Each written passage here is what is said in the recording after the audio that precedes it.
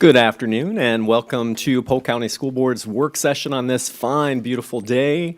Finally getting some warm temperatures.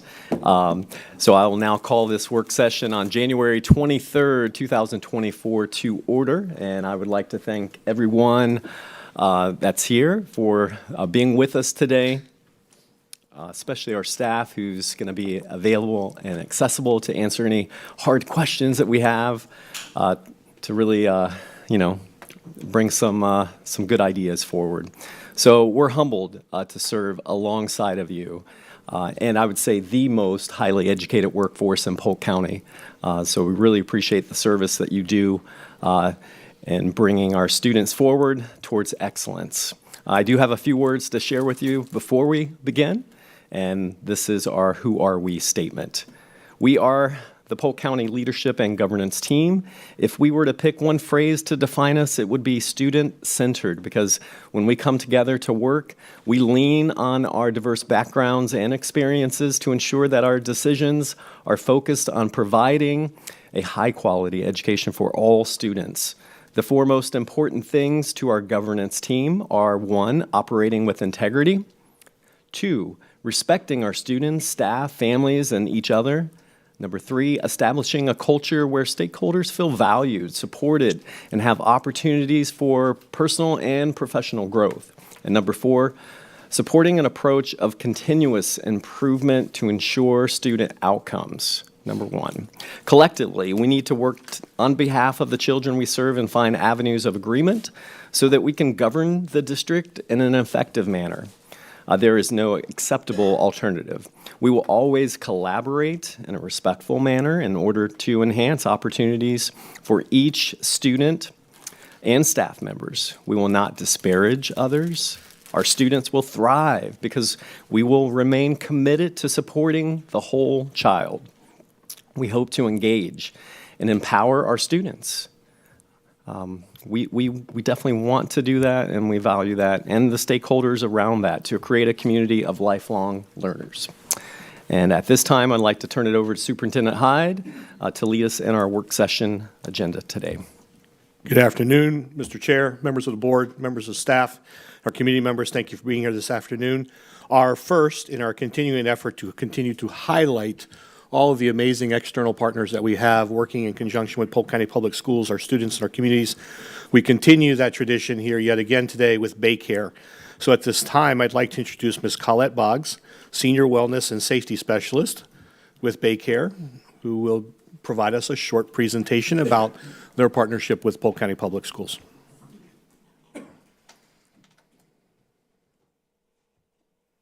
Good afternoon. Thank you, Board, for allowing me to speak today, and thank you, Superintendent Hyde, for inviting us. I work for BayCare Kids Wellness and Safety Center, and I have been with the organization for 16 years.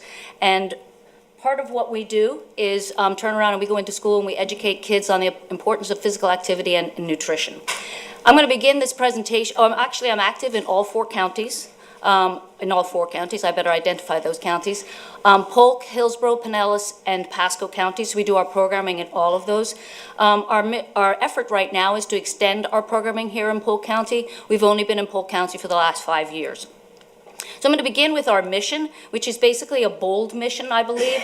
But I think we've been in operations for the last 30 years, and we've managed to reach close to 2 million kids over that time. So I think that we've accomplished that, and I think by expanding our programming into Polk County, we'll just enhance our efforts around the county, around the state itself.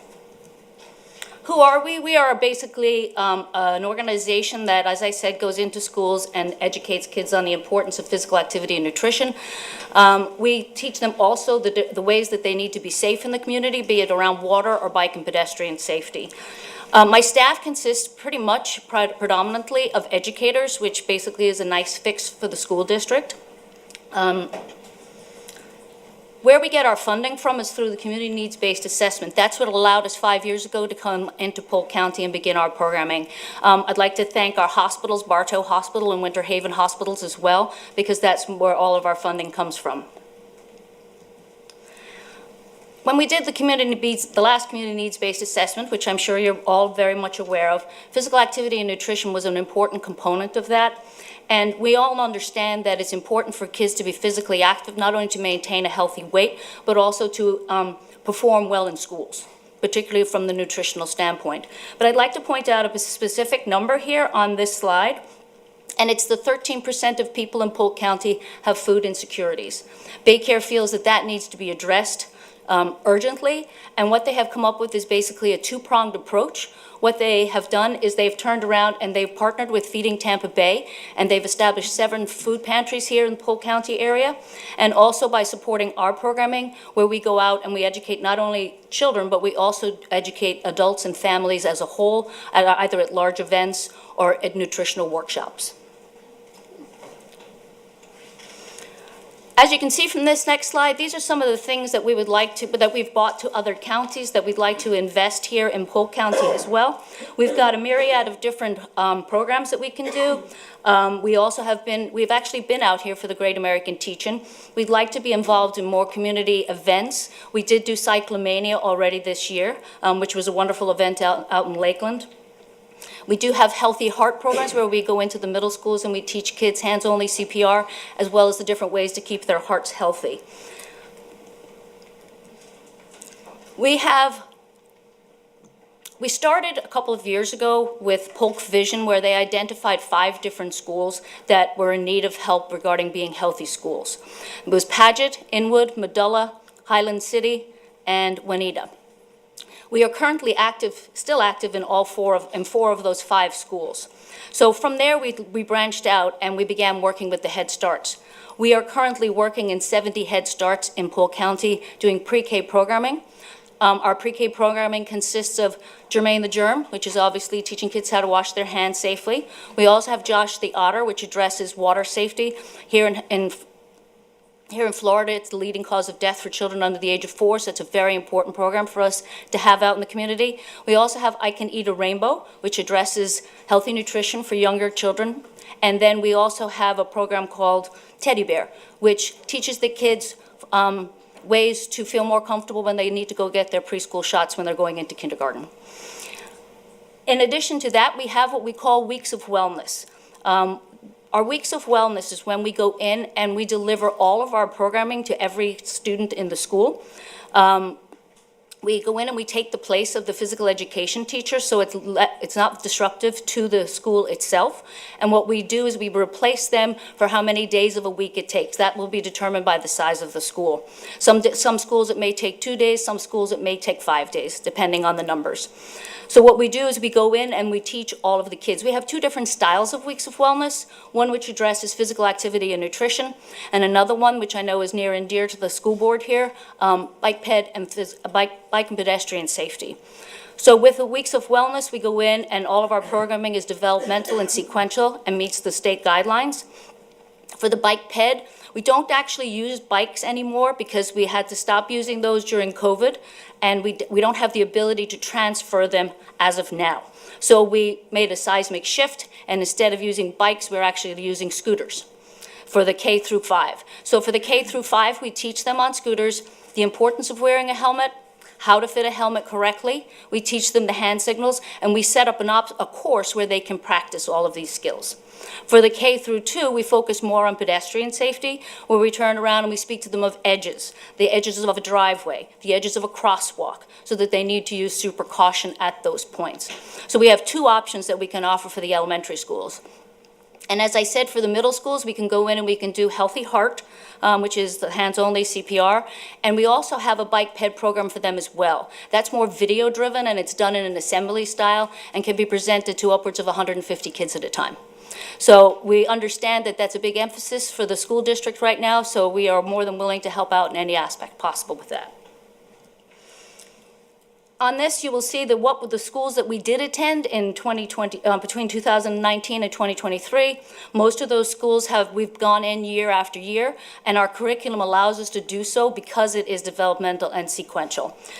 We already on the docket for spring 24, you can see we've got 4 schools already signed up.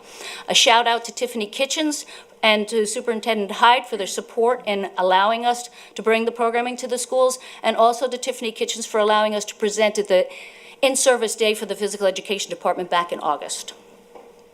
Without your efforts, we wouldn't have been able to reach the schools that we've reached. And I will tell you that my email blew up after emails that were sent out and after that in-service with schools looking for our programming. I think it's fairly unique, and I don't think that we have anything out in Polk County right now that is similar to it. Just a quick look at the numbers. We started off in 2019 with just over 2,000. We had a little dip in numbers in 2020 because of COVID, but we did make a seismic shift and we moved to doing Zoom classes, which a lot of schools still took part in. And you can see for 2023, we did close to 8,000 students. So we're expecting those numbers to increase instrumentally in the next couple of years. Addressing the food insecurity issue, I think that that's something that is near and dear to all of our hearts here. And you can see from this slide here the different food pantries that Feeding Tampa Bay and BayCare have aligned with. Also, so that you know, these pantries are open to the community. They're just not only school-based, and there's certain days and times that they are open.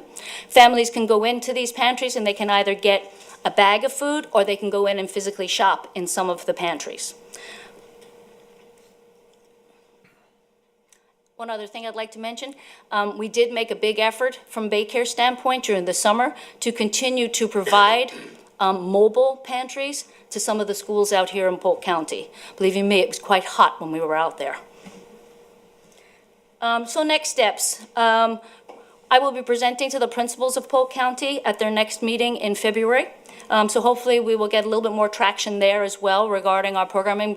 Probably looking to 24, 25 right now, just based on how stretched my staff is at this point.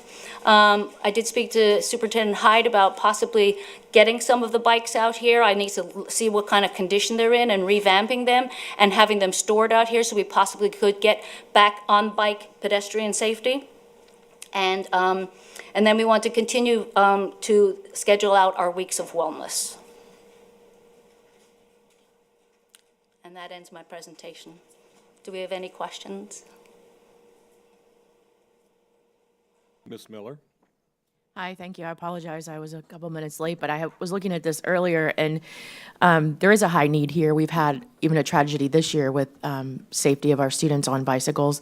My question is, and it might be for the superintendent, and you said your your program is pretty packed and scheduled out for the remaining of the year, but how do we move from encouraging this to recommending it strongly to some of our principals?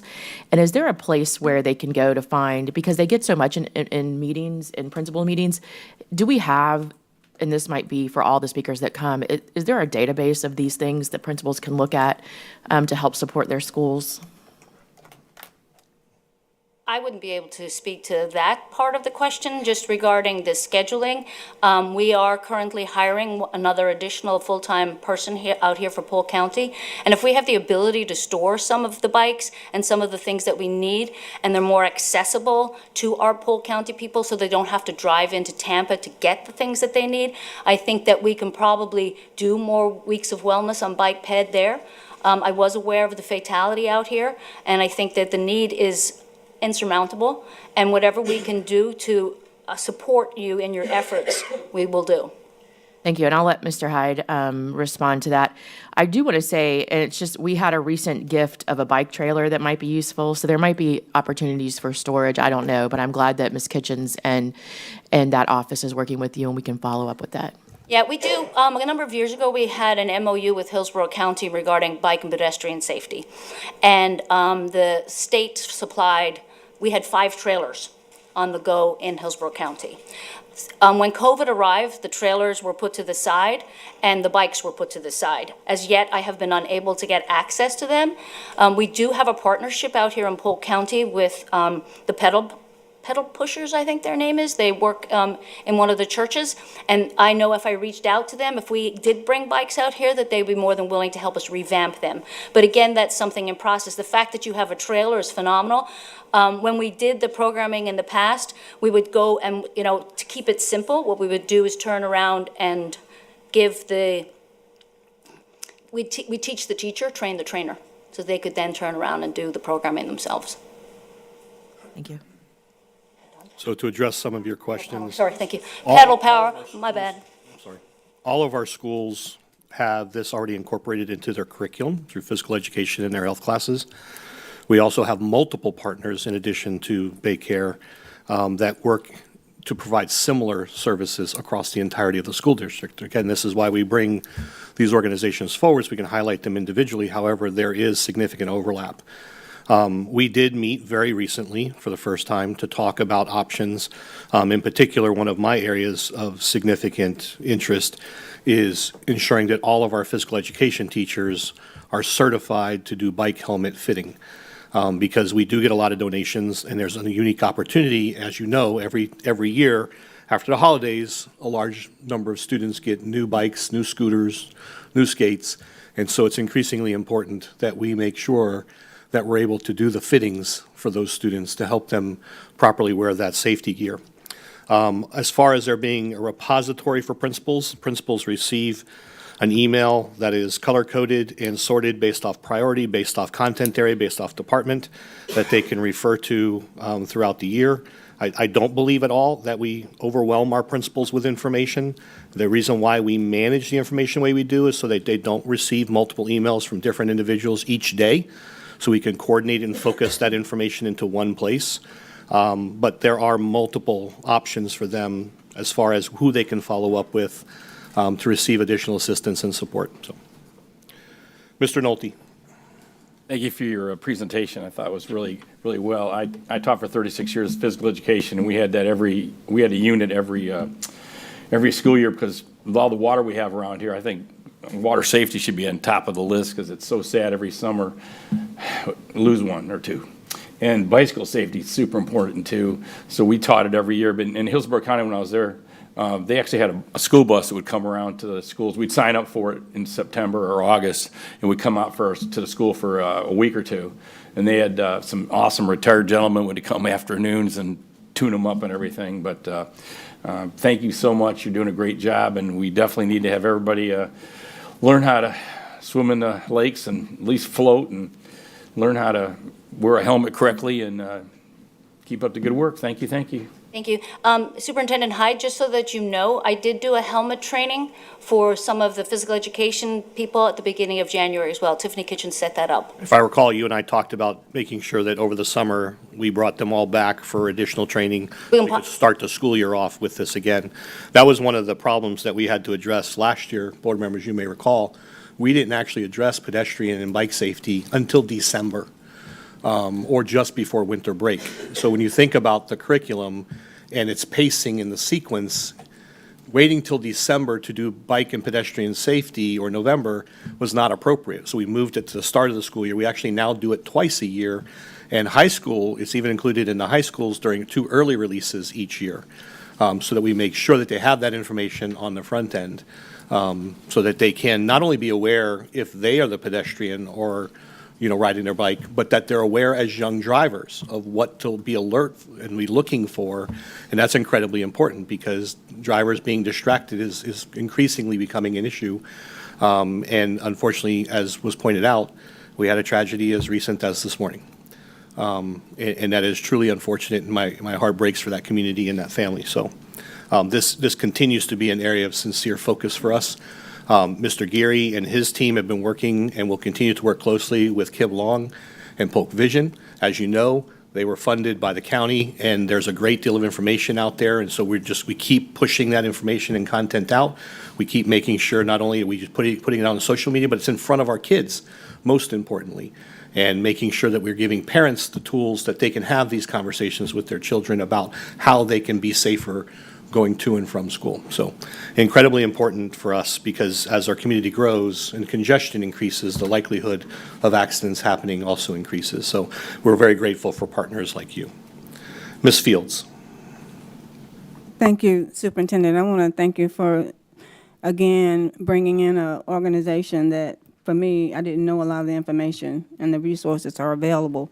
I do know that the Pedal, I think it's the Pedal Power yes. Church group is the First Presbyterian, and they are very receptive to accommodating groups that need bikes. So Miss Jeanette Crowley is a great resource for that. She and her husband both. They do a lot with bicycling and stuff like that. So I think we have a lot of, as you said, resources already in place, but it's always to have additional resources for our staff and our children. The one thing we're trying to focus on now with Mr. Davis and his team and others is how do we regionalize some storage facilities? Because placing them on a trailer and then having to mobilize it, Polk County is a very large geographic county. It becomes difficult and very costly. And, you know, we want to be able to position them so they can have ready access to them and move them a little bit quicker.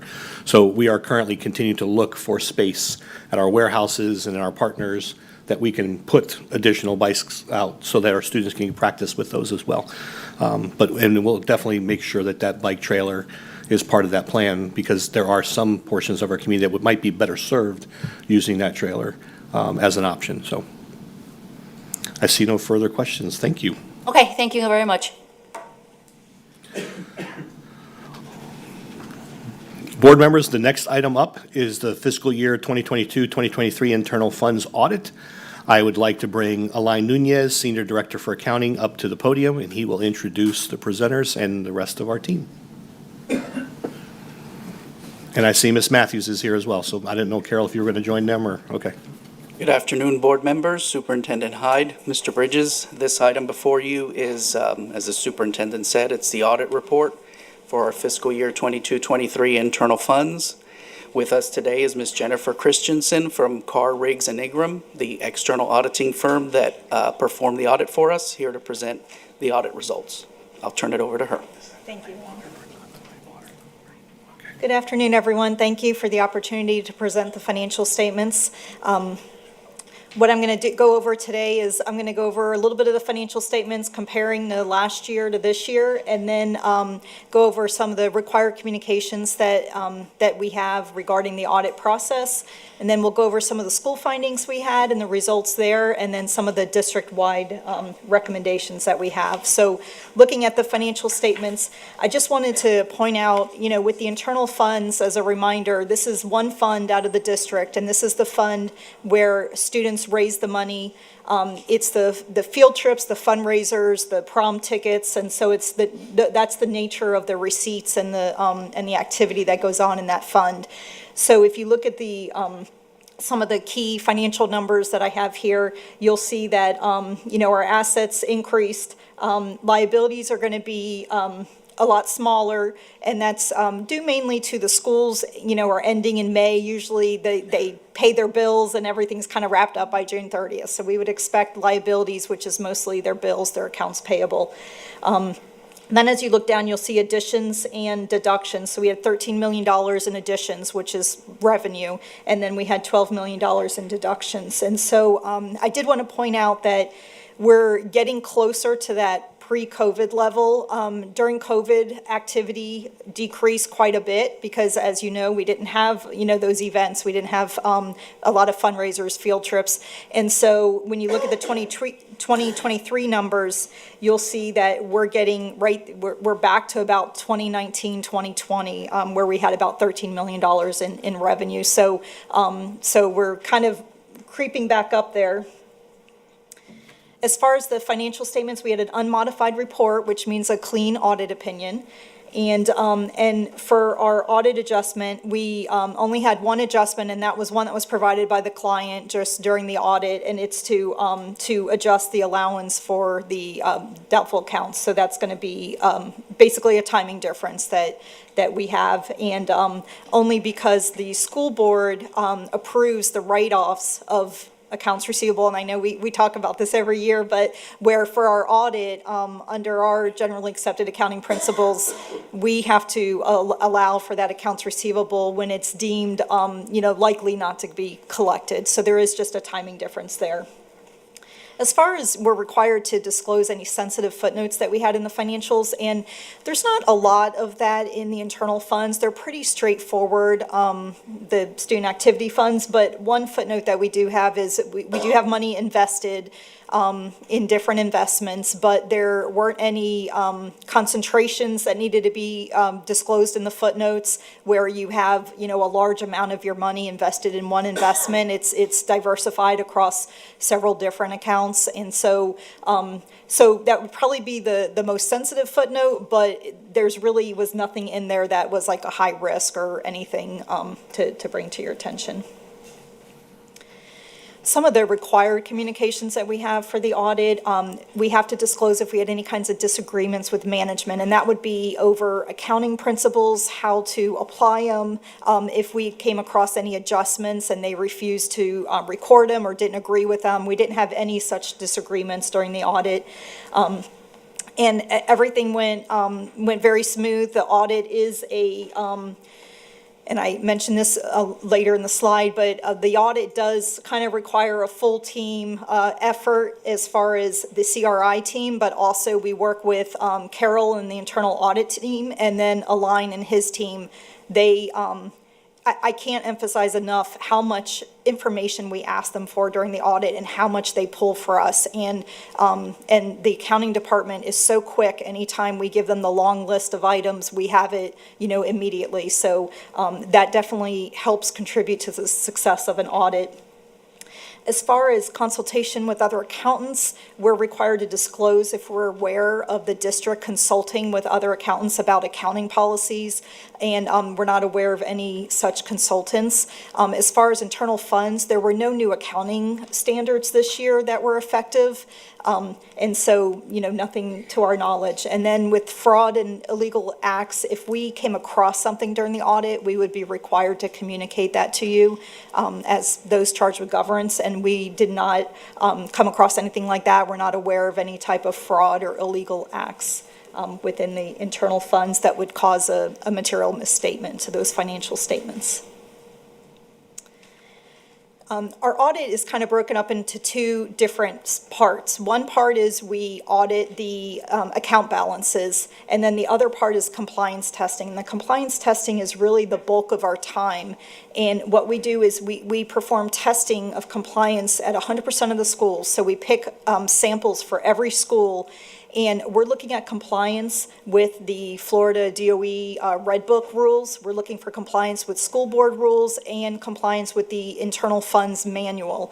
And so because we pick a sample at each school and we don't look at 100% of the items, if we come across one that doesn't follow the rule or the policy, then we count that as a school level finding. When I use the word finding here, it's different than maybe your district-wide auditor using the word finding. This is a much lower level. It's more, an item that we wanted to bring to their attention because we saw that maybe it occurred once or twice. But we do have to report every one that we have, every time we come across something where they don't follow the policy. And then if we have one where, we see it prevalent across the schools, then we kind of raise it up to a school district recommendation or finding, and that we'll talk about after we're done with the schools. And so the areas that we do the compliance testing in: fundraisers, cash receipts, contracts. There's logs where they keep track of the receipts. We go through all the logs, and so I have them listed here, but purchasing card, expenditures. So we cover and pick a sample for every school out of all these, for all these areas. So next is a graph that shows the average findings per school or department. I want to say there are some departments that have an internal fund. Their activity is usually pretty small, but we do include them also. If there's activity, they're included in our testing. So you can see that the average number of findings per school has increased. And I'm seeing this trend across all my school districts.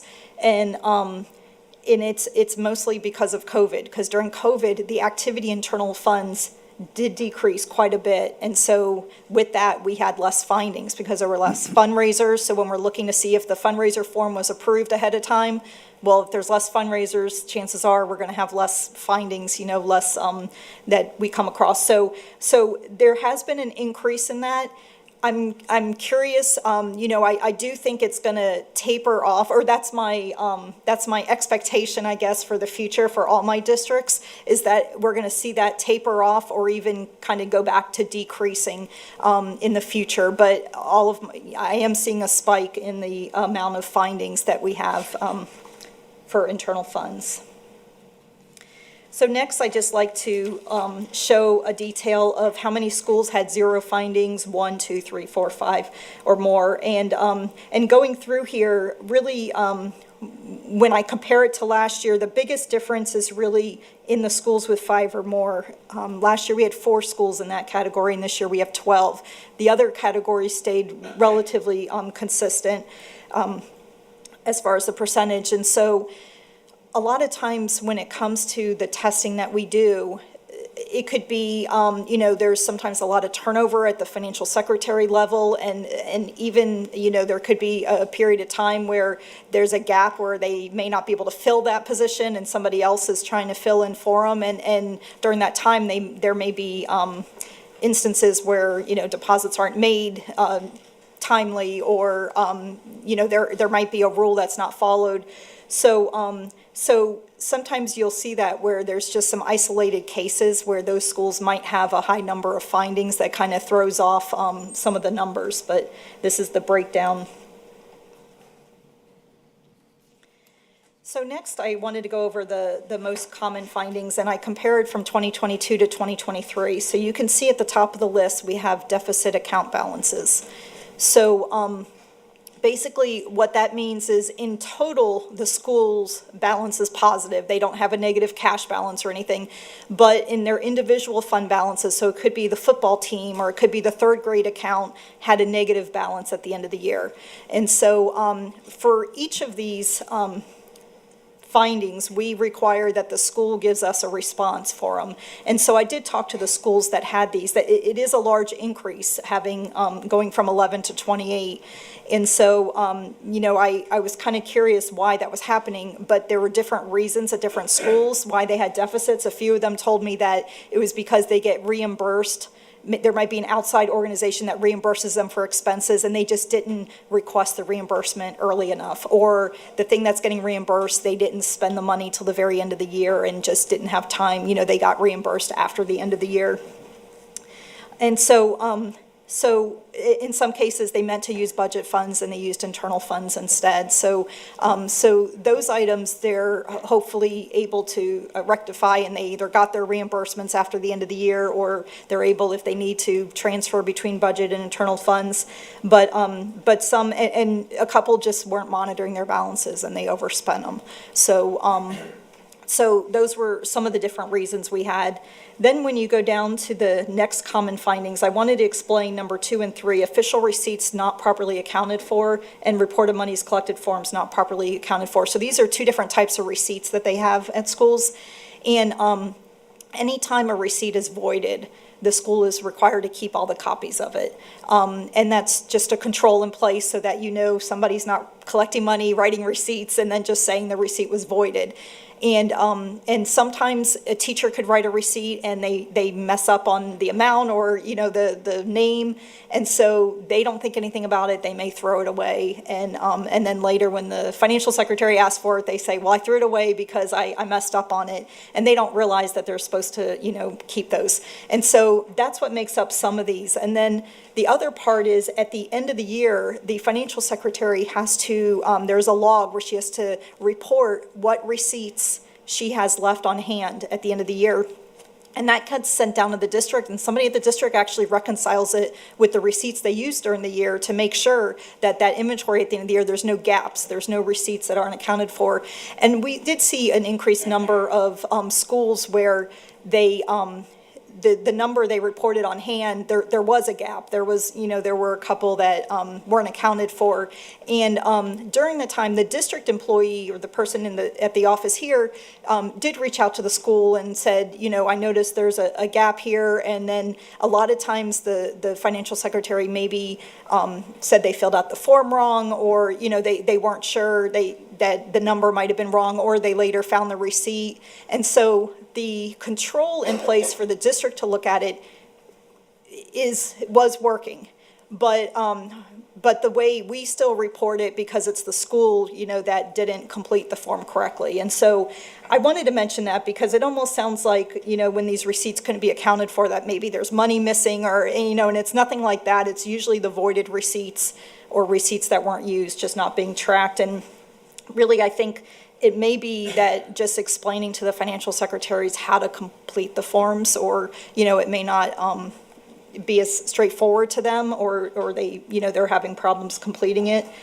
And then the next few have to do with fundraising activity forms not being approved, or not being approved prior to the fundraiser starting, and deposits being timely, and then another fundraiser, the financial report, the sales report that gets completed afterwards. I did want to point out, a lot of districts, I see a lot of findings where money's collected and not forwarded to the office timely, or when disbursements are made that they're not approved timely, or they're not, the approval process, that there's a violation there. And neither of those types of comments were on your most common. So I wanted to at least mention that, to say that, those systems seem to be working pretty well as far as our testing. This graph, I'm not going to go through all of this, but it's just a visual to be able to see the last 3 years and some of the different findings that we have. And you can see, with the first 3 or 4 that, there has been a jump in those findings. And it's hopefully just to be able to identify some areas that maybe to emphasize to the financial secretaries, so that to make sure that they're aware of, or with deficit balances, to remind them to look up the balance before they, encumber funds from that. So that's more just for you to kind of go through. And you can see, actually the next slide, I wanted to kind of show the flip, because we always tend to report the items that had a lot of findings. I wanted to report the opposite also, the ones where there's few findings, and the findings in fact, decreased from the prior year. So you can look here, those the financial report not being completed properly. The finding before was that it just wasn't turned in timely, but as far as completing it, they're doing a good job there. The ticket reports, same thing, being sold. So donations not being approved, that was one in the past. We would always have a handful of those, but we didn't have any of those findings this year. So you can see there's no yellow on the bottom two, and then the report monies collected form being completed properly, having the date on it. So I did want to kind of point that out, that these are findings that, or these are areas that a lot of the schools did not have problems with, or none of them did. So next, kind of at the district level, what I mentioned before is, if we have a finding that we see across the school district, then we want to kind of bring it up to the attention of the district. And so some of those findings that we discussed already, the deficit balances, the receipt logs, we recommend that that the district just look at their training process.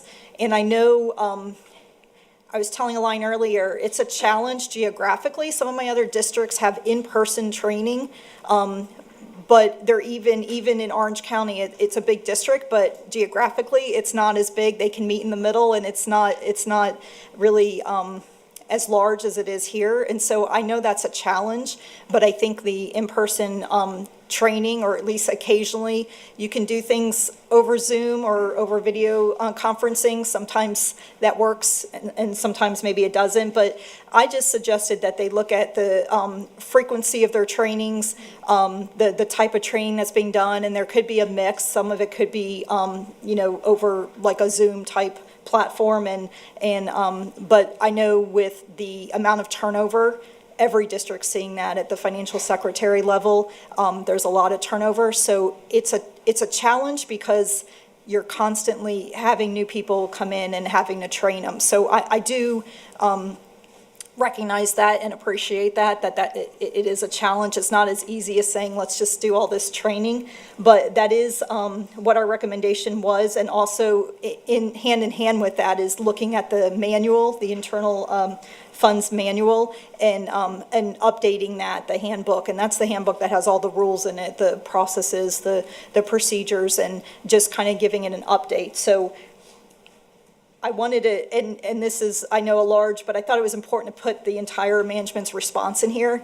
They're working on this, and in fact, they've already started doing some trainings, and so they had some in the summer after, at the end of my school year, and then in the fall, so that would be after the year I'm auditing, but they've started doing some training. I've talked to Align, he's kind of has some plans.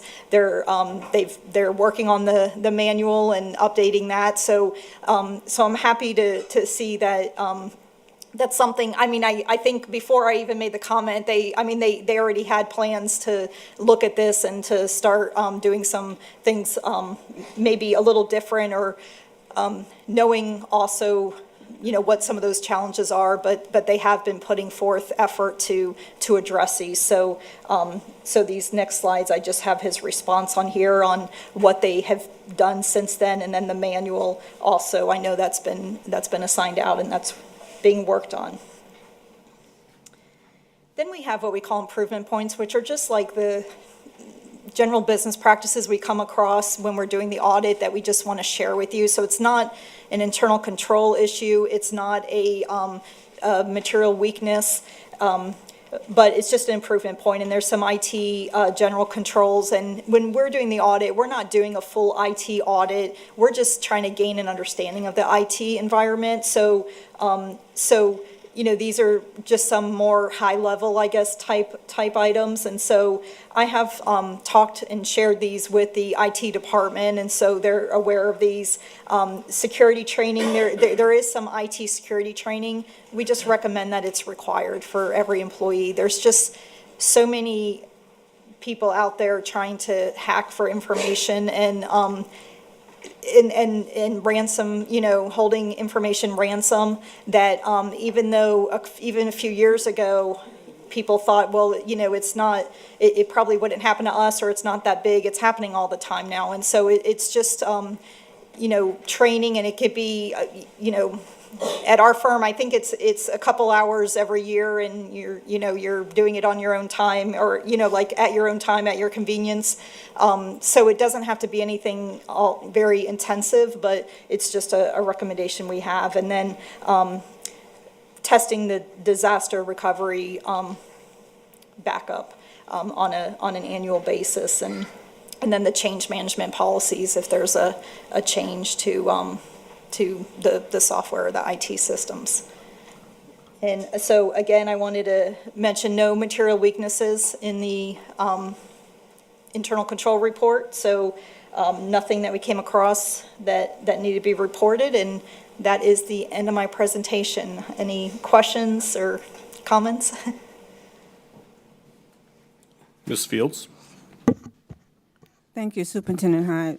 I was wondering if Ms. Mathis could come up and talk about the training that is provided through her department, because I know we've had a lot of these issues for a number of years, and we talked about putting training in place to offset some of these concerns. And so I'm just wanting to know exactly what, in fact, are we doing on a regular basis? Well, I can't take credit for training. The accounting department handles that, and I know that they have had a summer academy, and they have some sessions, live sessions in October. Align can probably speak to that Ms. better. Jenkins will speak to that. Okay, so I know that they are doing those things.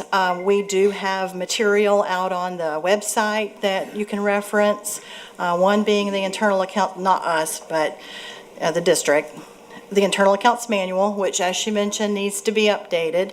But their PowerPoint, after they do those live sessions, there's a PowerPoint of all the materials that's out there available.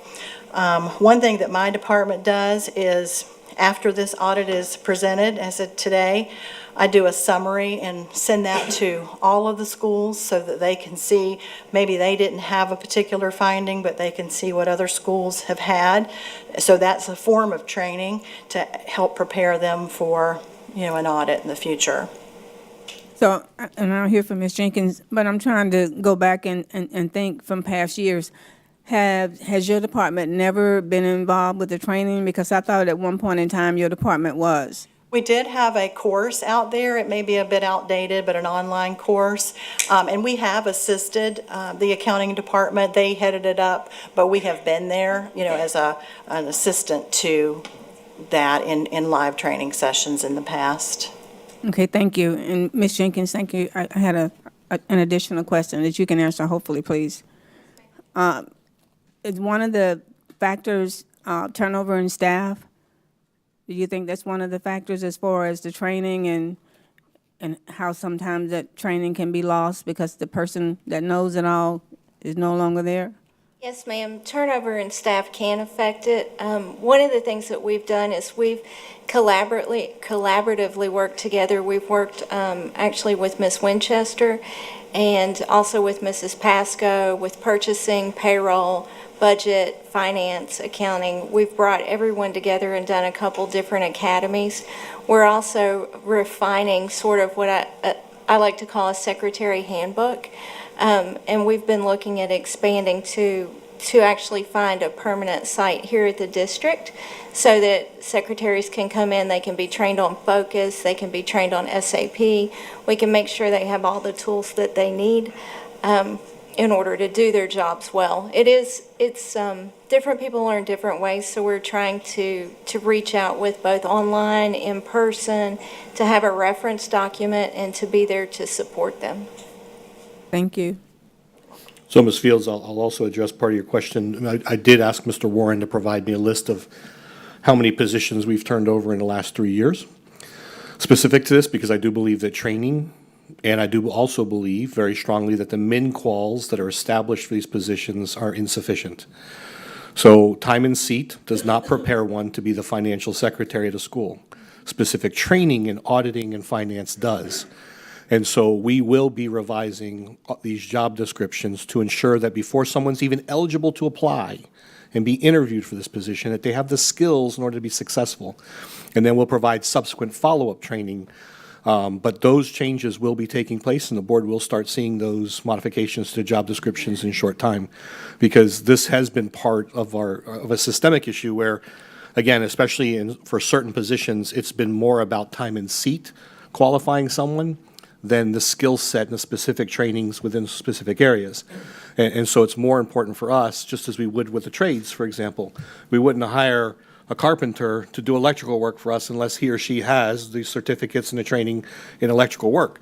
The same is true for our financial secretaries, principal secretaries, clerical staff, and registrars. It's imperative that they have the trainings necessary, but that as a school district, we're providing plenty of opportunities for them to attend those trainings so that they can continue to see the progression in their employment and position within the school district as well. So this is not a punitive approach at all, but I do believe that most of the issues that I have been involved in as it relates to school accounting issues, by and large, it is because someone's within their first or second year of employment and has not necessarily received that training. I give a lot of credit to Ms. Jenkins and the team.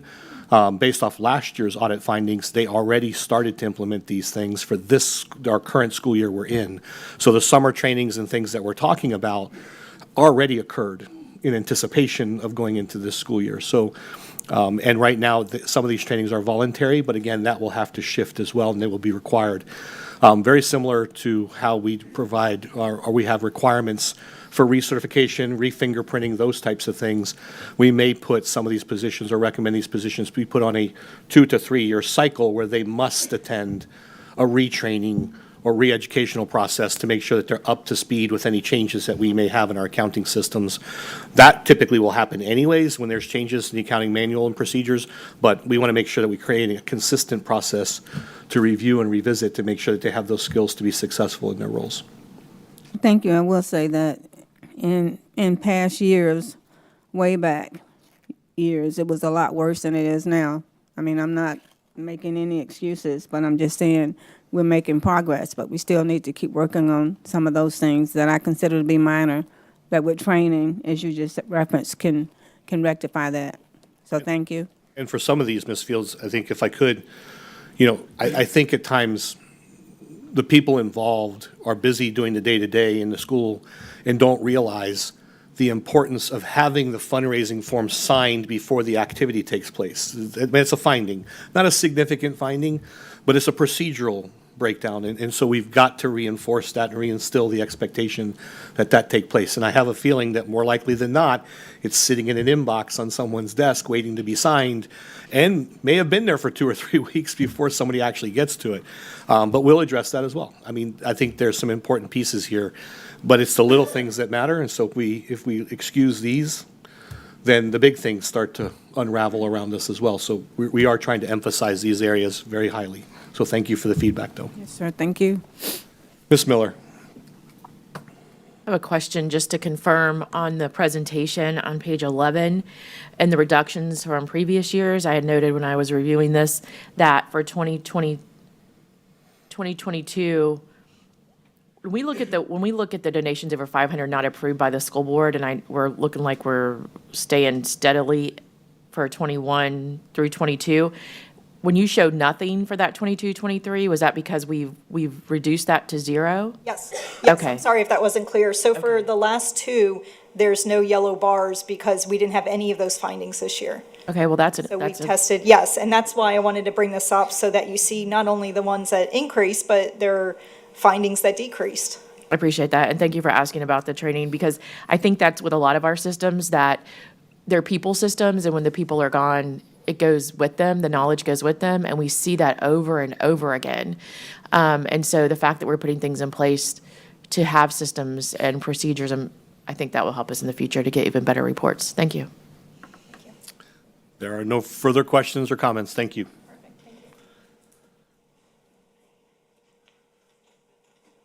Board members, the next item up is the funding for the Science of Reading, Literacy, and Tutoring, the SORT program. And I will invite Mr. Andrew Baldwin up, Senior Director for Federal Programs and Grants. Good afternoon. The Science of Reading, Literacy, and Tutoring program is a state-funded grant program that provides approximately $644,000 to Polk County to purchase instructional materials to target our struggling readers in kindergarten through 5th grade. As I mentioned, our funding will be used to purchase instructional materials, including corrective reading materials, to target those students who are most in danger of not reading at grade level.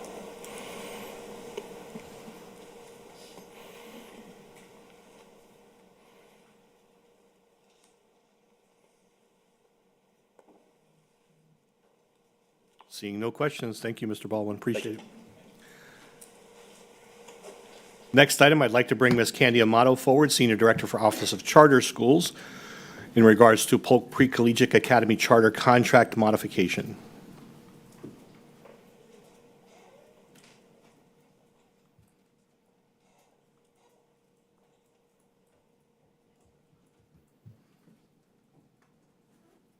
Mr. Pitts or Mr. Green, could we find Ms. Amato?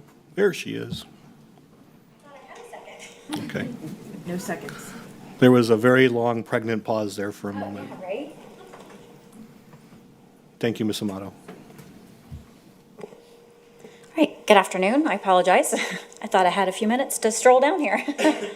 So before you today, I have a contract modification for a high-performing school, Polk Pre-Collegiate. Typically, in years past, a high-performing request for grade expansion is a no-brainer. It's pretty easy. We follow statute, and we move on. However, this one does come before us and does have some concerns and reservations. So they currently are a high-performing school. Statute does allow them to increase their grades.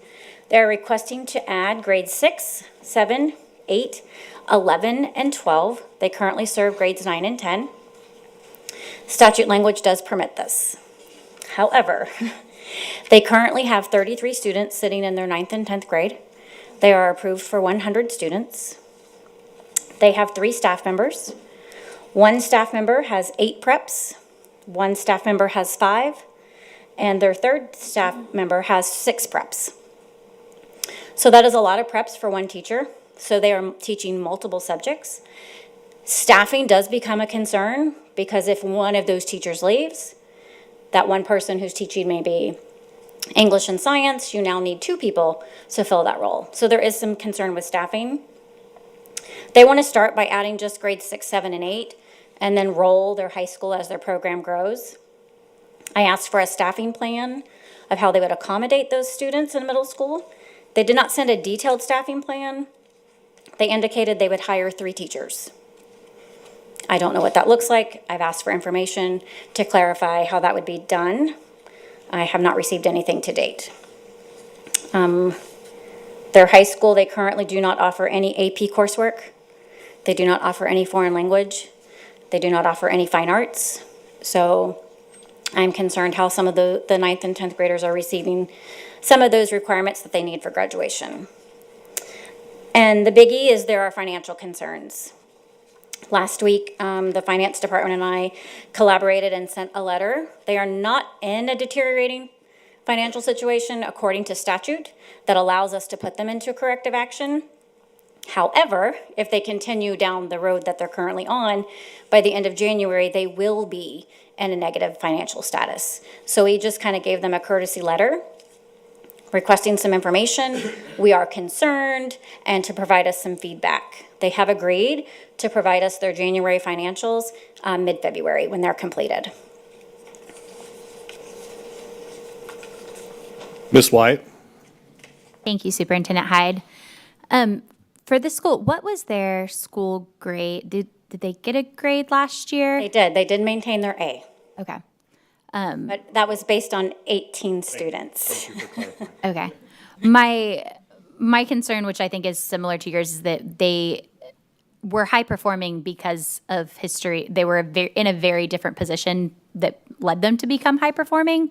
So I understand the spirit of the statute. I don't know that this is what the spirit of that policy was to, the policy was created at the state level to make sure that it was the organizations that are doing really well can easily continue to do really well and serve more students. They're in a very different position than when they became high performing and are essentially starting a new school. So it concerns me to add grade levels where there's only 33 students now. I know that is up from last year, but do they have any indicator of how they're going to attract these students in additional grades, or where they're coming from, where they're going to go in their current facility? So their current facility can accommodate up to 200 students. Okay. So what that looks like will depend on how they divide up classrooms. Their current administrator is leaving. She's already provided notice and will be leaving prior to the end of the year. So I don't know who will then take the helm to handle their recruitment and their advertising and their marketing. Their management company is also will no longer be providing services at the end of January, who is taking on a lot of those responsibilities. So again, it's going to fall back onto their board and to the administrator. And this may be a question for Wes. My assumption is there's probably not precedent for denying a request for a high-performing charter when their circumstances have greatly changed since they became a high-performing charter. This is a situation that appears to be a bubble that is unique to these circumstances. I don't think is Mike on? I have had extensive conversation with Ms. Amato on this one as we've gone along. And this is one that, yes, they are technically high-performing still, but if they were evaluated today, that result would likely be different. Further, on the financial side of things, I believe they've been existing because they had an accumulated fund balance, which they have drawn down to essentially zero. Yes, at the December 31st of their statements, their fund balance was $2,132. Yeah, they've been paying folks out of that. They have no FTE, they have no revenue stream right now. So that is, it is a unique circumstance. In most circumstances, I would suggest to the board that the statute requires the allowing high-performing schools to add additional grade levels. This is one of those unique circumstances. If you choose not to do that, it's hard to imagine the school successfully maintaining a legal action to compel it. I think, too, there's an additional litmus test here with the concerns that have been outlined that are very legitimate concerns. If this were a new application before the board, would you take action on it? And I would dare say no. The financial concerns, the turnover administration, I need to emphasize again the number of preps, meaning that when we use the phrase preps in educational jargon, that is a completely unique course. Now, yes, they could all be mathematics courses, although we don't have 8. How that person is being asked to plan, administer, grade, assess every single component for every single learner across potentially 8 different content areas or subject areas or areas of concentration within subject areas. That's a heavy lift. That's a heavy burden to just have 3 staff. And with the external management company walking away, and I need to emphasize this because Ms. Amato did a very good job. All of those duties and responsibilities will fall to the brand-new administrator, who may or may not have a foundation and an appropriate background in that regard, or their board.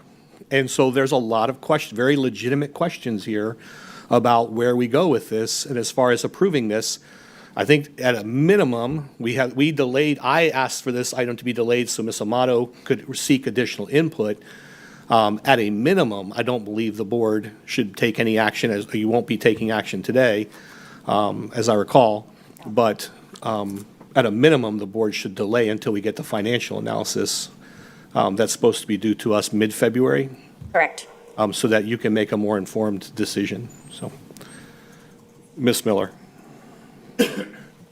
This is, I just want to reiterate that the school was high-performing in its former setting, in its former makeup with administration and everyone. Today, it wouldn't be considered that.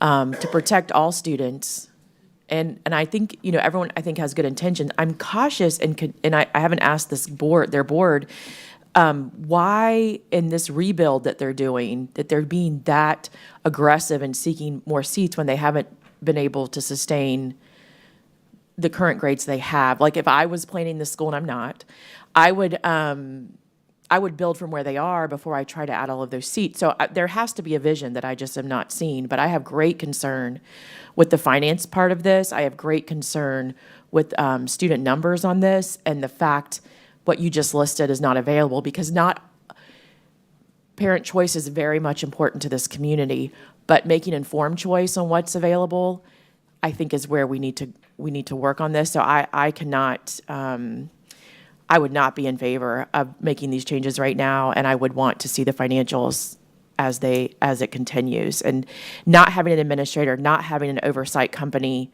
I'm not sure what that will look like for me to approve something like this. Like, I need to have more assurance in the structure and infrastructure of that school. So, Mrs. Miller, I'll bring you back to the high-performing statute language. The high-performing statute language allows them to do it as high-performing. If they were a non-high-performing school, you would have to approve that as a board overall. So how can, and you might not know this, but statute-wise, if I was in a school that was high-performing and I moved, a school within a school, that's what this was. It was a school within a school. It was sharing a campus of another school. So I pick up and move, and I'm going to start a new chart. It's essentially a new charter. It's not, because they're keeping the same name and contract. How long can I hold on to that high-performing status? And, I mean, just until the next year, Until not the going to following happen? school grade is issued and it's below a B. So you can see it coming down, but until it's assigned, you can maintain the high-performing. Okay, thank you. Dr. Allen? I'm good. I'm going to pass. My questions were answered. Thank you. Ms. Fields? I think that I would need some additional information before I could make, I think, a good decision, because some of this information is new to me today. And I'm happy, as you just said, that we're not voting on this today, because there's some great concerns, leadership. And I guess my question would be, what's the name of the management company? Ms. Amato, who was their former administrator? Right on time. Right on Time. Is that a local? It is. It's here local. They manage another one of our charter schools.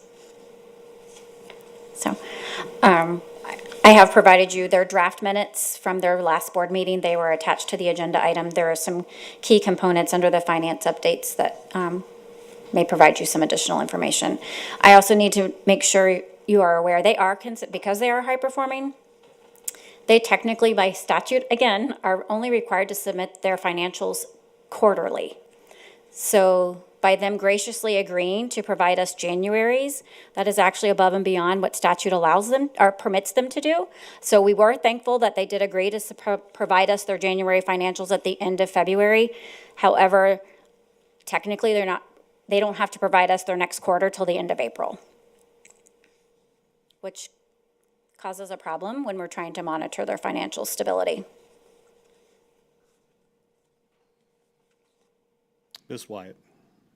I have two questions on that. The first is if there is a high-performing school, is there any type of appeals process that we can go through to be able, that we're concerned about, to say, we're worried about this school, we think that there's an issue to be able to get that information? Or is it just they're high-performing and we can't really do anything until they're not high-performing? I'm going to defer to Mr. Bridges. Appeal process for school boards challenging the school rating. However, the financial urgency statute might be a, not, what's the word I'm looking for? It might be an appropriate substitute for that very shortly. And is that something that we need to file paperwork with, or that? That's when we review their financials and determine if at some point they have come into a situation that would meet the statutory definition of financial urgency or financial emergency, and at that point, we can put the brakes on. Okay, that was my question. So so we think that probably once the next financials. Unless something radically changes, I don't see a path forward for them budget-wise. Okay, but so once the next financials are received and we can show that, is that If something? once again, unless something radical changes, if their financials show that their student body has not increased to the extent that their FTE would support their operation, then yes, we would start that process. So I guess that was my question. What is that process? Notification.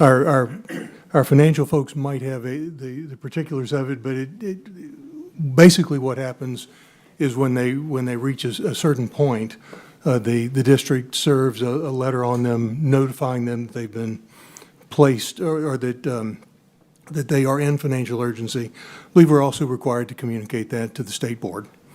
And then there's a process that we follow to see if they can remedy the situation. But yeah, it is laid out in the statute, and I'll be happy to get the details for you. Thank you. Yes, ma'am. My second question was, what timeline are we looking at as far as when would you be bringing this back to us? When would they need approval by, that type of thing? I asked them to pause on any recruitment and accepting of applications for for the middle school grade levels until you all had an opportunity to review the information and then approve the request. So ideally, typically, if we followed the traditional calendar, it would have come today, and then it would come to the following board meeting for a vote. But based on the conversations I'm hearing, you would like to pause that and delay that to the March board meeting, which then would provide us some additional time to hopefully get their their January and February financials to then make that more of an informed decision for your. The board will not vote on this for at least a month after we receive the financials. So if you think about that, once we receive the financials in mid-February, Ms. Amato will then place the item back on the workshop for discussion and sharing the information with you and giving you additional updates. And then the item will come back 2 weeks after that. I am not the school board's attorney. However, in addition to what Mr. Bridges has laid out, there are contractual implications here as well. that we may have to go back to the contract that we initially entered with them as to what they committed to doing. If they are subsequently in violation of the contract, it's not an issue with charter at the state level. It's a matter that they're in violation of their contract. And so there's an opportunity to review that as well, as far as enrollment, as far as their financials, as far as those things. But as Ms. Amato shared, I'm just going to oversimplify it for everybody else who may be listening and people who don't understand, part of the process. Essentially, if we get the sense that they are not operating in a fiduciary manner that's going to allow them to sustain themselves, in other words, they're cash poor, then we have an obligation, not the right, we have the obligation to notify them of the concern, and then give them a timeline for corrective action. That corrective action is outline for us how you plan to address the financial this difficulty that you're facing. Are you borrowing money? What are you planning to do? And if that doesn't satisfy the concern, then you would provide notification to the state and to others saying, we're not only are we not going to allow you to extend, we have serious concerns about your continuance. So it becomes a little convoluted, but it's not that difficult to manage these issues. So I'd like to have the opportunity over the time. Again, we're going to wait till we get the financials. In the interim, Ms. Amato, Mr. Bridges, myself, will try and look at the contract, the initial contract that we signed with them, to see what commitments and obligations were outlined in there, and then we'll move forward from there. But the board, I will provide you with an update as soon as we receive the financials. That's when I can give you the best timeline as to when you're going to hear and see information about this again. So I don't want to say you're going to see it at the first meeting in February and not be able to hit that timeline for you. So, Thank you. Ms. Cunningham. Thank you, Superintendent Hyde. I apologize for being late. My concern was the contract, and you pretty much addressed it. So I'm assuming, as you said, we're going to review the contract internally and notify them accordingly, and then staff will bring us back a recommendation moving forward. So And that's a separate issue. That would be a termination action. Correct. And right now, I think we're looking at a separate question, but that is certainly a possibility. thank you, sir. Thank you, Ms. Amato. I see no further questions or comments. So before Joshua comes up, I want to ask the board, because I know we've been at this a little for some time now. Do any board members need a break? I see 2, 3 heads nodding. So for the group in the back, I'll pause. I'll do the song and dance here for a second so you can transition to a short 10-minute break if we could. It is 1:41. We will come back. It's going to be more than 10 minutes. Yes, I can do the math. We will come back at 1:55. How about that? That way you guys get a few extra minutes here. But it allows the IT team enough time to fill the void to transition us to a break. Thank you, Dr. Allen.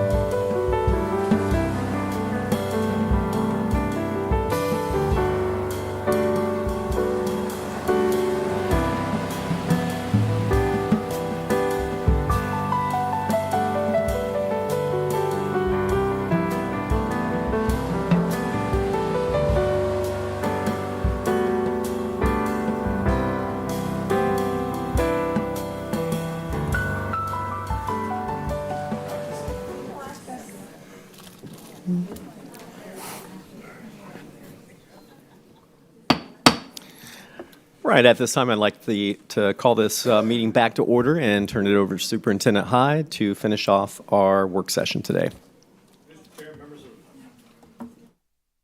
Mr. Chair, members of the board, members of the community and staff, next three items before us are mitigation agreements.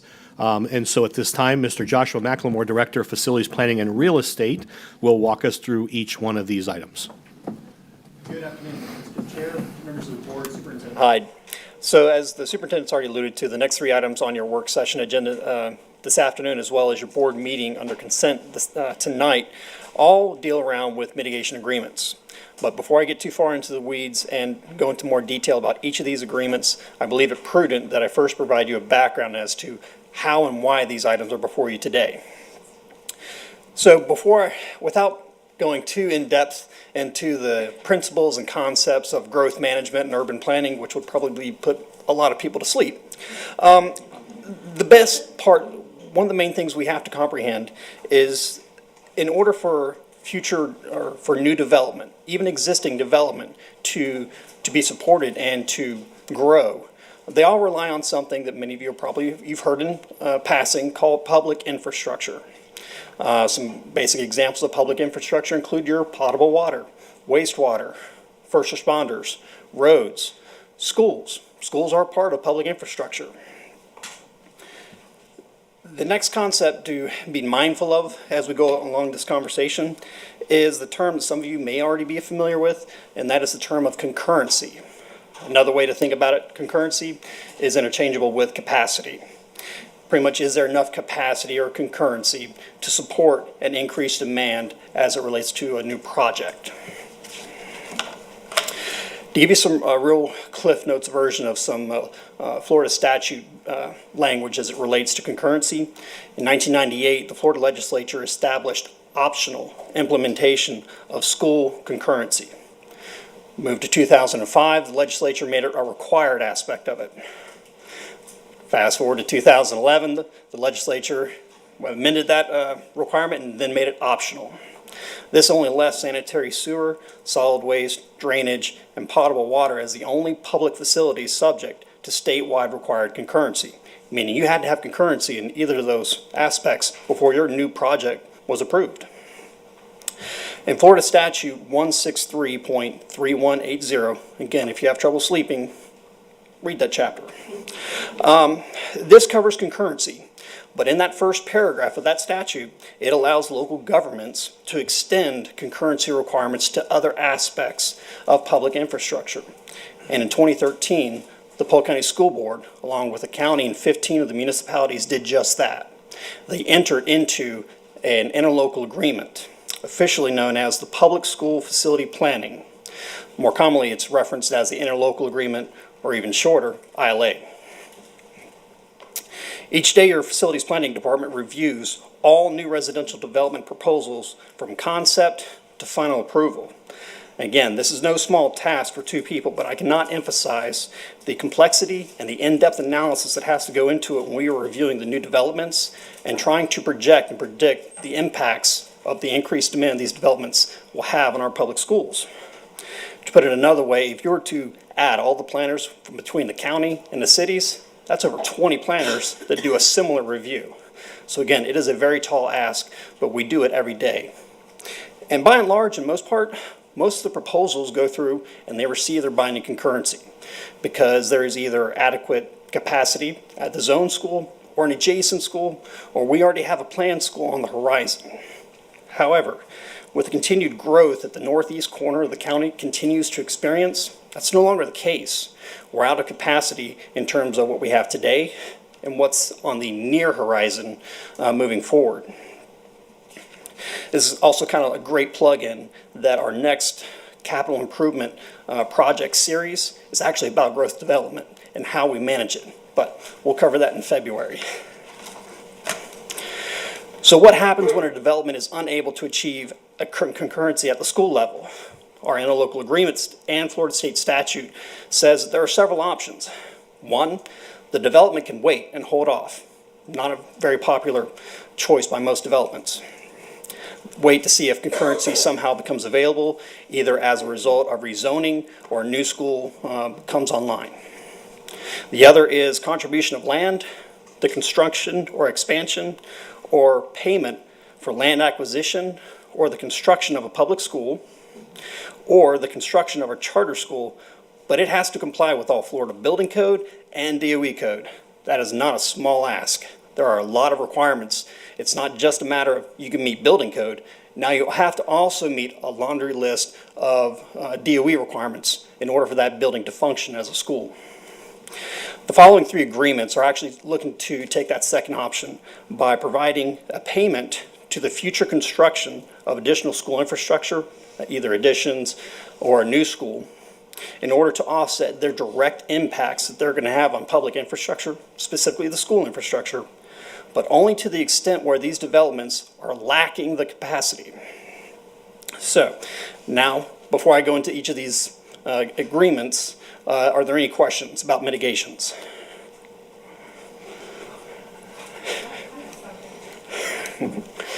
Ms. Fields? A West question. Have we ever been in this position before? I don't remember.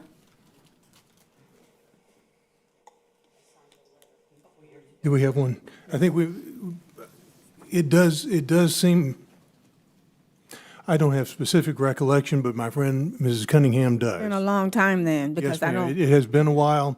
But I It's, signed one for my area. it's been on, that provision's been on the books for some time. So it is entirely likely that we did. And I'll be happy to bird dog that for you. Seeing no further questions, sir. Okay, so going on to our first, and again, the applicant or developer that is the party to these mitigation agreements, they're actually here with us if you have any specific questions for them.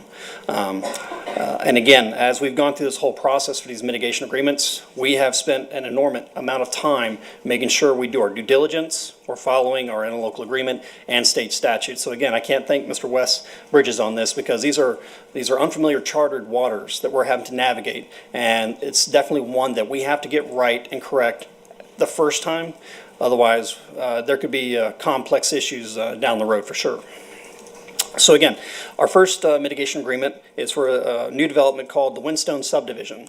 It's located up in the northeast corner of the county, west 27, south of I-4, generally located near the Central Florida Heart Hospital that's on the west side of 27, right along FDC Grove Road. And with this agreement, this development, when they applied for the binding school concurrency determination letter, they were actually deficient 97 elementary school student stations. There's adequate capacity at the middle school and the high school level, either at the zoned or adjacent schools. So, as they are deficient in those 97 elementary student stations, we've gone and we've applied and looked at what the Department of Education determines to be what the cost of a student station is. And that is the figure that we've used to arrive at what their mitigation agreement, or it could also be referred to as proportionate share, amount of $2,648,294. And again, this is a binding commitment by the developer that runs with the land, not necessarily the landowner. That's why when you look through these agreements, there are legal descriptions. It stays with that land. The property is going to change hand. We know that happens as developments come online and new homes are built and they're sold and new families move in. However, that is the binding amount that this development would have to, again, at their request, they were opted to pretty much make a payment to provide future school construction. So with that, that is the Windstone mitigation agreement. Pending your questions. Dr. Allen? This is great. I appreciate the information. Exciting times, and we definitely recognize the task to manage all the growth that's happening in Polk County. So a lot of my questions so far, you're unraveling those, especially as it relates to that proportionate share of what, right? So my first question, and I think this could be applied to all three of the developments, is really looking for like the timeline when all three of the developments would be completed. That'd be the first question. And then the second question, was pondering in the midst of this, is can you point to where the funds would be committed within our 5-year capital improvement plan? So to answer your first question, that is where we would all love to have a crystal ball to actually accurately predict the future. However, in terms of what we predict, and again, this subdivision is approximately 736 single-family homes. It's going to take some time for the developer to actually lay out the initial infrastructure, pave the roads, extend all the utility lines as required. But then once you start talking actually having a home builder get in there, start building the homes and having COs issued, up in the Northeast, we see an annual average of around, if it's subdivision and there's no change in the current market trends right now, we're seeing anywhere between 30 to 40 COs or certificate of occupancies being issued for homes. And just for the general public, a CO is like your final permit, if you will, before you can actually take ownership of your home. So again, as we're seeing on average trend up in the Northeast only, it's around 40 COs a year. So 40 over 736 homes, it's going to take some time for it to build out. Again, assuming there's no drastic changes in the market trend right now. And to answer your second question, to point to exactly how these funds are, or what projects are going to be identified, it's very convenient that it works out this way. This project is actually not necessarily contiguous to a future school site that we have, but is actually in really close proximity to the future Northeast Elementary School and the Northeast Middle School. We're talking less than a mile. So it's just happened to work out that way. Mm-hmm. So again, the funds that would be collected from this proportionate share mitigation, they have to, by state statute, go directly to that project. We can't apply these funds to any other schools across the county. It has to be directly linked to offset the impact posed by this development. All right, thank you. There are no further questions, sir. And again, when we're talking proportionate share mitigation agreements, I have to be very clear here. Some may call it like impact fee credit on the back end. You got to be careful with that term of impact fee credit. What it is that state statute requires, and again, that chapter 163.3180, that any proportionate share payment that is made to offset their impacts to achieve concurrency, that the local jurisdiction that has the development authority, which in this case, Haines City, they end up having to credit whatever amount they pay the school board, they have to credit them towards their impact fees, of school impact fees. So in essence, yes, you could look at it as, well, we're just getting our educational impact fees earlier, but just make, But it is not the same. not to exceed. Right, not to exceed. So that's it. Some people use it as you're getting your impact fee credits earlier. Well, it's not the same dollars. You have to be very careful. Mr. McLemore, I have a follow-up question. I'm curious. I apologize. There is another speaker. I'll let Chair. I'm sorry, Ms. Wyatt. You can go Thank first. you, and I apologize. Mine isn't necessarily a question, but just a thank you guys for working on this. I know it's not popular, but from hearing from many of our cities and local governments, I know it's getting harder and harder to, we want to approve new developments and we want Polk County and Winter in the areas surrounding it to grow, but at the same time, where do we put the children that are coming here?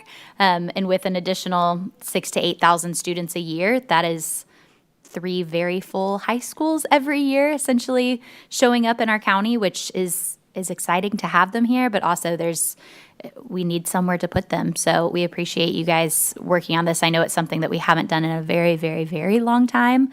But I think in hearing from many of our local municipalities that it's, we have to approve it because there's concurrency. But then when they actually show up, it's looking at, where do we put them? And we talked a lot last meeting about portables and how we want to try and get away from putting students in portables. So thank you all for working on these options. Mr. McLemore, just a follow-up question, and again, you're welcome to, if we don't have the answer today, you can provide it to me and I'll provide it to the board later. With the county revisiting impact fees and potentially revisiting the amount, the percentage of impact fees that we would receive, would this be affected retroactively, or they would be essentially be grandfathered in under the current level, so there'd be no further financial implication for them other than if they were to develop additional units or, okay, Right. So the terms, it's very much like a contract. Once they get, if the board desires to approve it, it becomes effective almost immediately. So even though there'd be phases, and this Correct. gets back to Dr. Allen's point, if there's 800 units being built, but there won't be built out for 3 to 5 years, they would be grandfathered in under the current policy based off this contract agreement Yes. and moving forward. Okay. For that development. Yes. Okay. Now, if that development comes back for whatever reason and they want to amend and now build 1,600 homes, then it's like you've just voided that whole I may have contract. just opened the floodgates to everybody coming to you looking for mitigation agreements, but If I may just add a little bit of clarification to that. These are essentially two separate things, but the mitigation is credited toward the impact fee. So right now, we're working on a mitigation fee, which is based on a student station cost. We work that out, that's fine. The fact that the impact fee may increase, that's fine. It's still this mitigation amount that we're working on now gets credited toward that. That impact fee could go up, it could go down, depending on the methodology that goes into it. There's two separate things, it's just this gets credited so the toward total that. amount that we would be owed could change, but the credit still remains the same. Correct, So if the amount goes up, we actually still benefit financially towards student stations. Correct. Thank you for clarifying. Thank you. Board members, did that make, okay. If there are no further questions about Windstone, I'll go ahead and give you an overview of the Brentwood mitigation agreement. This mitigation, Brentwood, is right down the street, less than a quarter mile away from the Windstone subdivision community. So again, we're talking about a development community that is located in the northeast part of the county, south of I-4, west of US 27, east of FDC Grove Road. And Brentwood Multifamily 2 consists of 288 multifamily units, of which, when they've applied to get their binding school concurrence letter, they were actually deficient 57 elementary school stations. So again, doing the math and the formulas, this ends up being a proportionate share amount agreement of $1,568,526. Again, those funds, it just worked out that we already have 2 school sites that are in our 5-year capital plan that we'll be bringing online here shortly. But again, these funds will go directly to fund those future projects. If there's no questions on Brentwood, I will wrap up and get out of here after we talk about our last mitigation agreement, and that is Crosswinds East.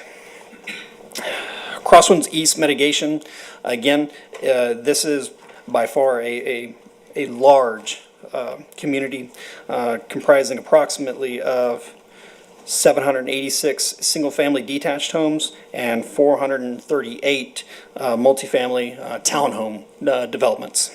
So again, after we ran the analysis for concurrency, they were deficient at the elementary component. Again, there was adequate capacity when we looked across the middle school and the high school levels. And they're deficient 249 elementary student stations. So again, looking at the cost of student stations, the sum total for this mitigation agreement totals $6,921,453. Now, in terms of projects identified to offset this site here, these projects we haven't necessarily identified in the 5-year plan, but we would have to go back and possibly relook maybe additions at various schools in order to provide additional capacity relief. Mr. Sharpless? So my question, because this one is not, like I said, not identified in the 5-year plan. So do we hold on to that money and then I'm assuming collect interest off that while it's waiting and then build whenever it's appropriate, or how does that? Yes, we would still retain the amount until we identify a project that would offset this impact. That's all. That's the only question I had. Mr. McLemore, there are no further questions. Thank you, sir. Up next is Ms. Ann Pasco, Assistant Superintendent for Information Systems and Technology. She's going to provide the board with an overview of the PURE process. This is something that comes up quite frequently, questions and concerns, so she wants to make sure that we provide you a summary, a similar summary we brought to staff. We open up the PURE process at least once or twice a year, but then even in between those dedicated time periods, if an employee comes forward, and just to let the board, just to recall, A lot of this was reinitiated and stimulated by changes in the legislature as it relates to student data privacy. And so we've had to go back, sign the digital privacy agreements with all of our partners. So that's really what started a lot of these discussions. But the PURE process is something we've had in place for a very long time. It's how we approve the purchase of things, whether it's curriculum, whether it's software, whether it's devices, different types of things. And so there's a number of people involved, Mr. Bridges' office, different departments respective to their roles. My office ultimately signs off on them. But it's important for us, again, to reiterate and highlight this process for not only for you, but for the community and more importantly for our staff. So again, as I said, there'll be subsequent communications to go out to our staff so that we refamiliarize them with this. But even in the instance where an employee may receive a no, for example, we end up working with a vendor who says that they're not comfortable with the data privacy agreement, or they're not willing to do certain things to protect student data privacy, or other factors, and we simply say, okay, then we cannot support and sustain that program any longer. That's not where the process ends. It's not a hard no for the staff. Then we begin the process of working with those employees to say what alternatives are out there so that we can help support you in this regard. And some of that's initiated by the teachers, some of that's initiated by Ms. Pasco and the other department leads as well. So, Ms. Pasco, the floor is yours. Thank you. Good afternoon. So here I am again talking about PURE. As Mr. Hyde stated, this is not new to Polk County. The depth of support and the depth of the review is new based upon two issues, three really. If you look at procuring and utilizing resources effectively, one, we know that state laws have changed. Two, we know that we need to utilize our resources with a fiscal responsibly approach, and with cybersecurity, that also has put some different requirements on of how we need to do things with digital tools. So what we want to do today is we want to share with you our approach that we're going to have 24-25. We're going to share three different approaches because it changes based upon where you are in our organizational structure. We have an approach for K-12. We have an approach for adult post-secondary, and then we have an operational approach. So we're going to go through those three, then give you our timeline of what we're going to do to make sure from today forward to when staff finds out when the windows opens on January 31st, what communication will happen, and then open up the floor for question and answers. So first, Ms. Carrie Foster is going to start for the K-12 and let you know from the instructional lens the steps that we're taking. As you can see, these are the objectives that we have for the K-12 instructional materials. Our purpose of these objectives is really to streamline the best resources for our teachers and our students that are aligned to the benchmarks. All right, and then this, let's go ahead and let's take a look at what the PURE process is as we move forward when we are reviewing the K-12 instructional request and approval cycle. As you can see from phase 0, that's really the request. A request will be submitted via an IIQ ticket. At that point, that begins the legal process for obtaining the student data privacy agreements. And like both of them mentioned earlier, Mr. Hyde and Ms. Pasco, sometimes some of those things do change. We've had programs even in the past, even as early as actually last week, I received a phone call from Ms. Pasco stating that a company that we've used before as like a free service, they no longer are going to offer a student data privacy. Well, that's not appropriate for us. So we have other alternatives. We do have some duplicative resources that we can let our staff know to utilize those instead because it's not worth our students' privacy. Now we move into phase 1, and that is the instructional review. There takes place a meeting to review that application with a team that you see listed there. Following that, an instructional team will also determine if the product is appropriate for, is this aligned to our state benchmarks? And making sure, again, that there's no duplicative resources existing. At that point, if the product is approved, it moves on through the tech review phase, which Ms. Pasco will get into a little bit more next. And they receive an email notification. If it is denied, the PURE coordinator at that point and the instructional representative will meet with the requester to explain the reason for denial.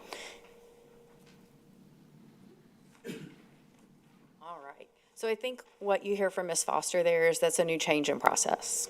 So we were inundated last year. A lot of this was going through email, which can create confusion because Right now, we're in a conversation together. I can present, you can ask questions. Email just sits out there. You don't know when it's going to be read. So that can create frustration.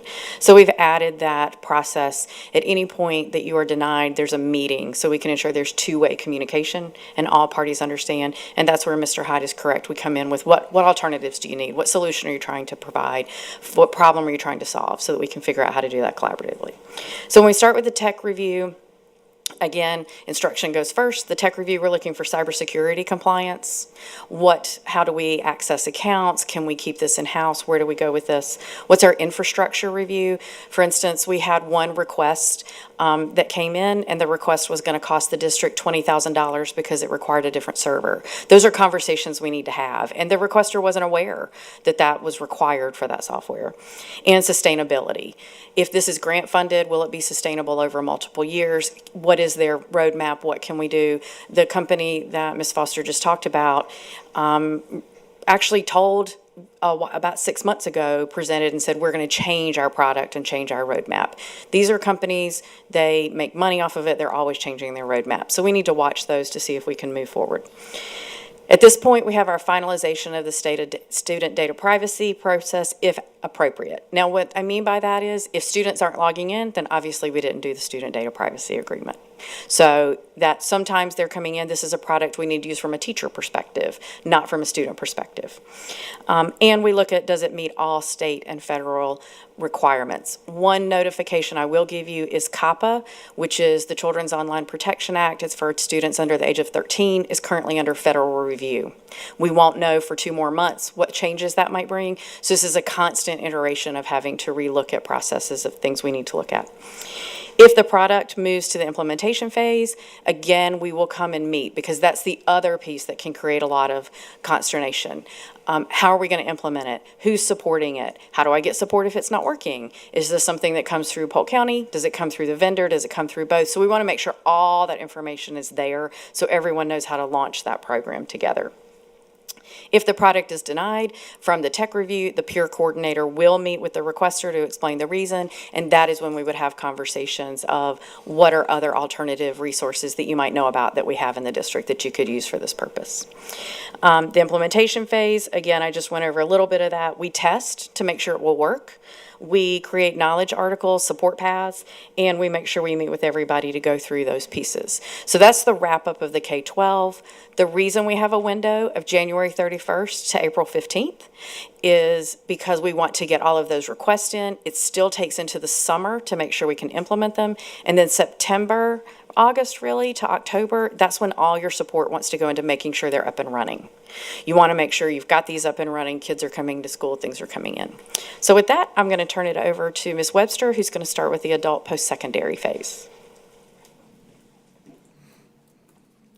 Hi, so you can see that our objectives for adult and post-secondary are more or less the same. We want to make sure that we're aligning our materials to the programs that we offer at both Travis Technical College and Ridge Technical College, as well as our 2 adult education programs. So we've changed the window for this a little bit. Instead of having that once a year window where we just have 3 months for people to submit, we are evaluating our post-secondary requests on a monthly basis. And the reason for this is because the timeline that we get from the state, the timeline that we get for opening and closing programs in our post-secondary institutions is not the same as the K-12 timeline. So for example, we might open a program in January. We just opened a new program at Travis several weeks ago.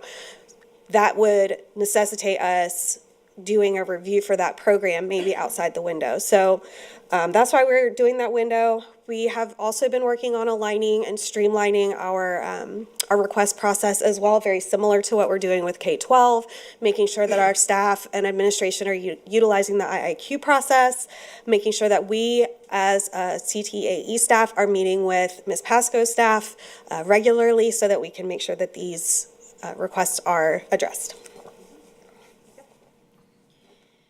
The same phase for the K-12 cycle occurs. One other piece, that IIQ ticket is key because the requester can see as they go through the phases, and it's set through this so that they can see where they are in the process. But the student data privacy is a little bit different at the adult post-secondary. It can get a little more complicated because we have students who choose for various and sundry reasons to end their K-12 career and to go to a post-secondary, and they might not be at the age of 18. So that becomes a different conversation that we need to look at to see, are we meeting all those lawful requirements? Last, and I'll take this one, we go to operational materials.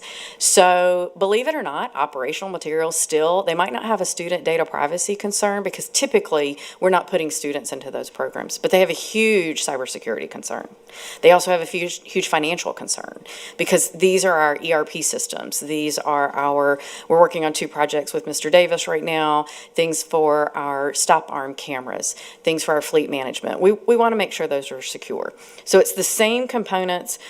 We really want to make sure, again, they're also aligned to our strategic plan goals. The request approval cycle here is it's a year-long window. You have much fewer requests, but you don't necessarily know when they're going to come in.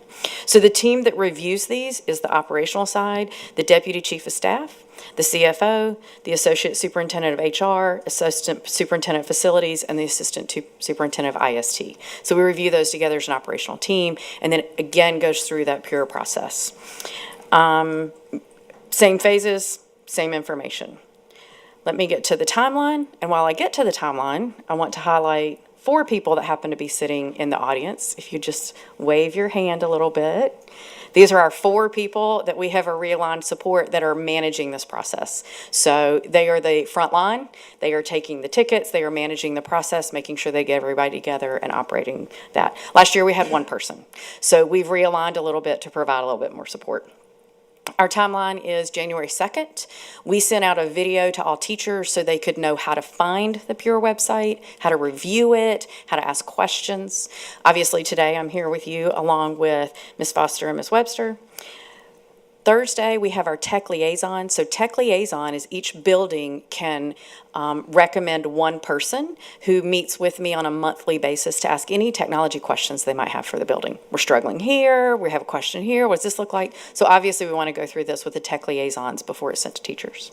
We also have a meeting with PEA on Thursday that I will be at to answer any questions they have and make sure that they understand what we're doing. January 29th, as you see, our instructional and our CTA people have lots of meetings that they'll be participating in, so they'll be meeting with us as well. And then January 31st, we will send everything out to teachers. Mr. Hyde, that concludes the presentation, and I'm sure that somebody has a question. Oh, they're lining up. Mr. Sharpless. So, I come from a family of teachers. We've talked about this plenty of times. I know, and this is a question I have, many times because teachers are teaching during the school year, the time that they get to go to conferences and learn about new technology is during the summer. And so my question for you is, with the timeline being, January 31 to April 15, is there a way for teachers, educators that are finding out about new technologies to implement the next school year for them to submit that outside of that request window? So the challenge here is, and I heard someone say this to me the other day that I respect a great deal, quality over quantity. And one of the challenges we have to remember is when you go to those conferences, FETC is happening right now. The agenda for people at that conference is to make a sale. We want to make sure we vet those materials because if we're going to put them in the hands of students, they need to work. For instance, I just met with someone the other day about software in the construction area. It's not working. It's not working because we didn't have the right support. So there is always a reason for an emergency escalation, and we do have that process. And I should have put it in the presentation, but there is always a reason. If there is something that they learned that we do not have support for, it's a new program, there's nothing else they can use, then they would go through the chain of command, which would be their building administrator, their regional, who would also work with Mr. Joe McNaughton over instruction, and we would determine there's an instructional need, and then we have a path for that emergency escalation. Does that make sense? It does. So if it's something that is there and is purposeful, we need to do that. Because what we don't want to do is stifle, innovation based on that, and that would be a concern of mine. We do not want to stifle innovation. However, I think one of the questions we have is defining innovation. And I've been on many innovation committees, and I believe very strongly in it. But we need to have these groups of people, for instance, Ms. Foster talked about it, an instructional purpose. I believe Mr. McNaughton presented last board workshop. Mr. McNaughton presented about the work that the Division of Schools and Teaching and Learning had done. And they had done that because it was based on alignment. So you want to have time for all those conversations and to make sure that that happens. And I want to make sure that we don't overpromise and underdeliver to say anybody can submit, because I will remind you, we had over 800 requests. So, and we have very limited staff. So I think we've created a process that allows for innovation, it allows for purposeful, reflective review. And if all of those people agree, then absolutely we will look at that and do it. But that's different than I went to a conference, somebody tried to tell me they're going to solve my problem.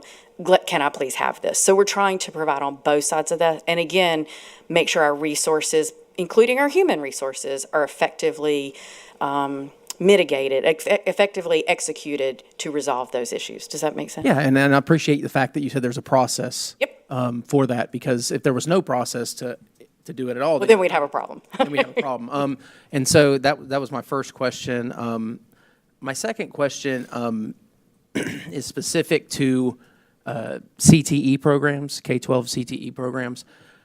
Sometimes in our CTE programs, even though they fall under K-12, they might be doing similar, they might have similar technology as one of our post-secondary. Correct. Okay, and so my question is, if it's already been approved in post-secondary, is there an expedited approval potentially for K through 12 setting? If it's a similar product, have we had those kind of discussions, or I'm just curious? So this is where you get into some infrastructure. By the way, I'm a result of CTE. All of my IT work was passing tests through a CTE program. So I'm very familiar with how important that is and those certifications. But you also have to look at the infrastructure. Our adult buildings are set up with a little bit different infrastructure. For instance, we have a dental program. So we have a HIPAA compliant network that we're running. That's not happening at our K-12 buildings. So there's an infrastructure review that has to be done. There's also a student data privacy review. Remember, student data is for the K-12 environment. So if we have a program that adults 19 and above are running, then we have to go through the legal process. And I think Mr. Bridges can talk about how lengthy that legal process can become.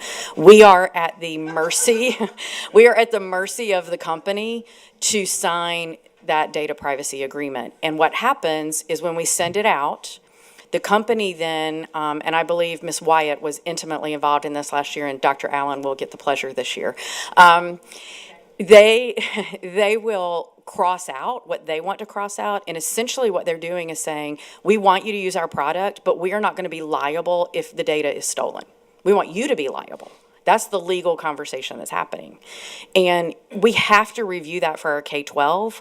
So expedited implies that if we just work faster, it will happen. I think it's very important for the public, for the board, and for teachers to know we are dependent many times on the company complying with what we've asked them to do. I just want to be clear on my expedite. I'm talking about there might be some steps that we don't have to do That is correct. because it's already happened through post-secondary. That is correct. Okay. And we already do that. So for instance, if we go through and in our website, let's say we have program A and it was approved for post-secondary, we will post that on the Pure website. It will say it's approved for post-secondary. Our teachers can look at that and say, I want that program. Can I use it at the high school level? And so then we already have that documentation. We have folders for all this information. We have all of it kept in our office. And so that will definitely expedite that process. Okay. And last question. Sure. So if it's already been approved in post-secondary, could that monthly window be also applied to the K-12 the K-12 setting if it's already been approved? You know. I hear you. The challenge is staff. Okay. I just really have to be honest about that. So I'm going to interject here for a second, because the challenge isn't just staff. The challenge is the other responsibilities that we have to fulfill, because I don't want to have this continuing dialogue. We could make an argument we're never fully staffed the way we'd ideally like to be staffed.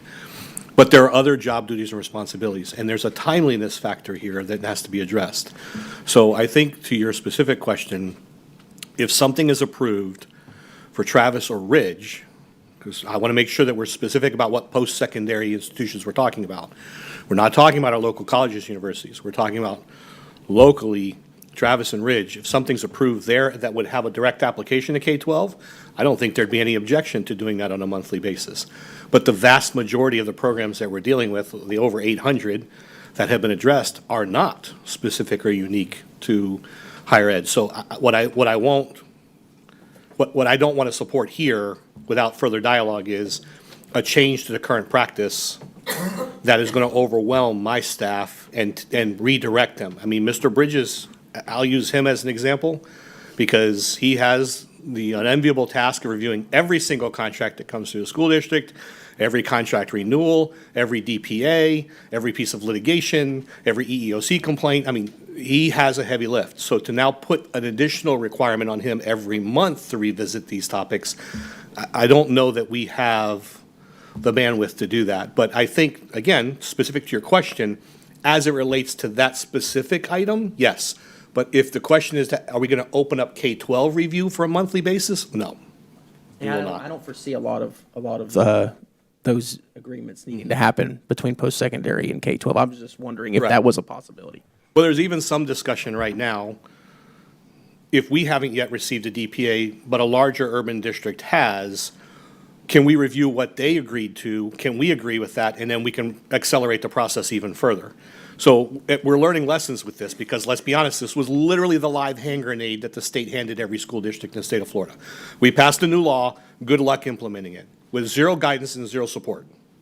If it weren't for people like Ms. Pasco, we would not have, who serve in her role in every 67 school districts, we would not have a consistent DPA. We very well could have 67 different ones.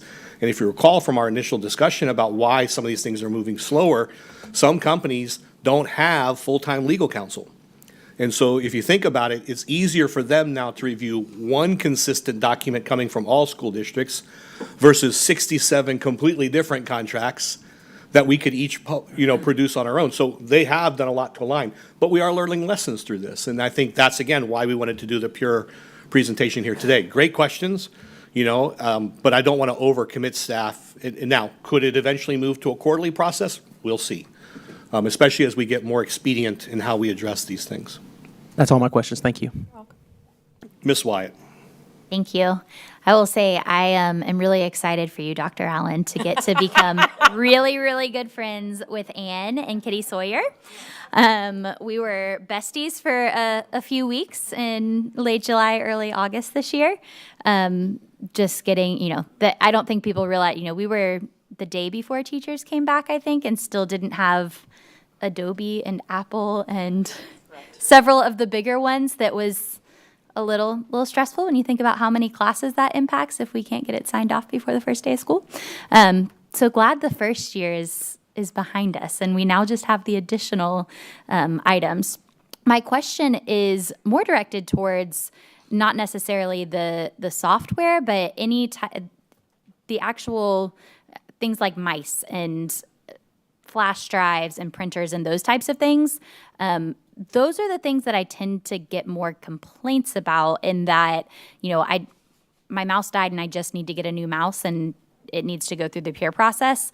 Is there a way to have a list of, you need a new printer, a new mouse, or things that we can have these 4 are approved and you can go ahead and order those? Absolutely. That was shared out in the beginning of January. Okay. It was shared in December with all principals. It was shared out in January. Michael Craig with the purchasing department, Sid Lee in equipment repair have worked quite a bit, and Alon Nunez, because we want it all to be right in there in one package. So what can I purchase that we know we can support? Most people just want to say, I want a mouse. I don't care which one, just tell me which one. So we have that document, we have all of that there. We have the purchasing process so that the purchasing knows it's been approved, you're good to go. And then we have the accounting process so that accounting knows we can pay for it. So all of that's been done. It's all been shared out with staff. It's available in IIQ with all of the purchasing information. And as new requests come in, one came in today earlier. I can't find anything for this. this, I need a wireless adapter. I approved the ticket, yes, go ahead and buy it, please make sure it gets on the purchasing contract, make sure you have the vendor, get it all placed and put it out in IIQ. So all that's been taken care of. And that was going to be my next question. Does it go through the same process if there's an item that they're looking for? Or is that, because that's something that can't, if I realize I need something in July, waiting until January to submit that? That is a constant process, and that is actually the technology request process. Okay. So where the rub can come in is the technology request process, and this goes back with that software where software was requested, we Pure approved it, and then we found out you have to have a $20,000 server. The reverse can happen. The reverse can happen that someone can look at hardware and say they want to buy it, and then when we review it, we find out there has to be a full tech review because there's components in it that really have got some cyber concerns. So that's where you can hear some misinformation, but that IIQ ticket can really help to keep it all aligned in one piece. Okay. So, and yes, they can request purchasing at any time. Okay. And so as we're getting more, because we have a lot of techie classes, ITV and things like that, as we're seeing those come through, are we adding those to that list is what I'm hearing? Okay. Yep, we absolutely are. Thank you. Ms. Cunningham? Thank you. Couple of questions.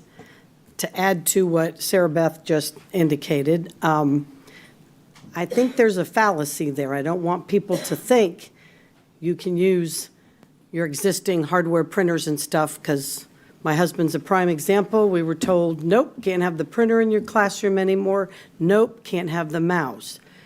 So what I'm hearing you say now is that you can say, I do want to have a printer, may I? And then give me the list of what's approved? Is that what you're saying? Not about printers, no ma'am. Okay, because she did ask that. She did ask about printers. I didn't get into the specifics. Okay. But the piece on that is the challenge, there's a difference between a mouse, from a cybersecurity perspective. There's a difference between a mouse and a personal printer. So there's also a difference between the challenge that we've had with personal devices was not about a printer in the classroom. It is about, I want to bring my hardware and software from home. That's the challenge that we faced. And Mr. Hyde, I don't know if you want me to go through with that, because that's really not in the Pure process, but that's a difference. Just, I think we have to be clear, because the answer you gave Sarah Beth was, yes, you can have a printer or a mouse, you just have to go through this ticket and have it approved. Purchase one. I'm saying, so if we tried to purchase a different printer than the one he was told had to be off school premises, he would be allowed to have his own printer in his classroom as long as it met your standards. Yes, ma'am. Having a printer in the classroom is about the building and the building purchasing that. Now, with that said, I would be careful before every teacher hearing this goes out to buy a personal printer. No, and I'm going to clarify this right now. Yeah, we They need can that make a clarified. purchase off the approved printer list. They may not go out and purchase their own printer. So we will vet printers and say, these are the printers that the school district will allow and will support on our network. You may not make a purchase outside of that, or we will not let you hook it up to our network. Because there are companies, respectfully, there is a major manufacturer of printers that is actually right now a concern because they are selling our data to third-party vendors and stealing student data and user data and reselling that data outside, which is why we no longer utilize those devices. And so there are some restrictions, as far as Ms. Pasco's team will do the best they can to vet those individual devices, but as far as being able, you got to remember, we have 14,000 employees. And so each one of them may have a very unique preference in what they can do, what they want to do. And the answer has to be no. It has to go through the Pure process for review every single time, unfortunately. Now, once the device is approved, it goes on the list. So nobody else has to go through that process. But So I think the biggest thing, she said she's got complaints. I have a myriad of them that I deal with on a weekly basis. So my question is, since we're talking about it openly here, what's the deal? By January 31st, do teachers need to indicate if they need a printer in their classroom? May they have it and then look on a list to find out which one to ask for or to purchase? I'm still unclear. it would do both. The answer is yes, to both. If the printer is not currently on the approved list, they would then have to submit a ticket for the Pure process to review it. peer process to review it. And- Peer process come back and says, nope, we don't like that one. We like these. Then can we go out and buy this so he would have it in his classroom? Yes, ma'am. If there is a fund source. If there's a what? A fund source. So I think the piece that we're talking about here is funding, and then we're not talking about people buying their own things at home and bringing them in. They're bought by the district. So if that's approved at the building level or at the district level and there's a funding source for it, then they can purchase that. Right, but the funding, what you're saying is the funding source has to be the building administration, which people don't have the money to buy, I don't know, 800 teachers, their own printer. I get that. So what I'm saying is if we personally want to buy it, but it lists with the peer, we cannot do it. So basically, teachers cannot have printers and mouses, mice, I don't know, Mises in their class. I'm trying to get to the bottom line because I think we're misleading the answer because I'm getting tons. I mean, printers, all that stuff that teachers have used, and I get it. We're trying to get away from it. But last August, the hatchet came down, and we had very little time, all of them, to adjust. And people are just now trying to figure it out. Now we're adding software, which we've done, okay? And now we're starting. So my next question is, yeah, you're gonna have to put something out so that people understand and are not misled at today's meeting that you can't have your own printer and mice, period. If you look at the timeline, the instructions for peer submissions are sent to building administration and staff on January 31st. I understand. So the next question is, aside from printers and hardware, if a teacher's been using a program, are we revisiting some of the requests back in the fall that may not have been able to have gotten answered for teachers teaching in classrooms that needed direction? Or are we saying if we've already talked to you in the fall, do not send a new submission, or do send a new submission if you didn't hear back and we didn't get to you? All that'll be in the communication, but anything they want to submit, they can submit. We're not going to go back and say, we told you in August, no, like Okay.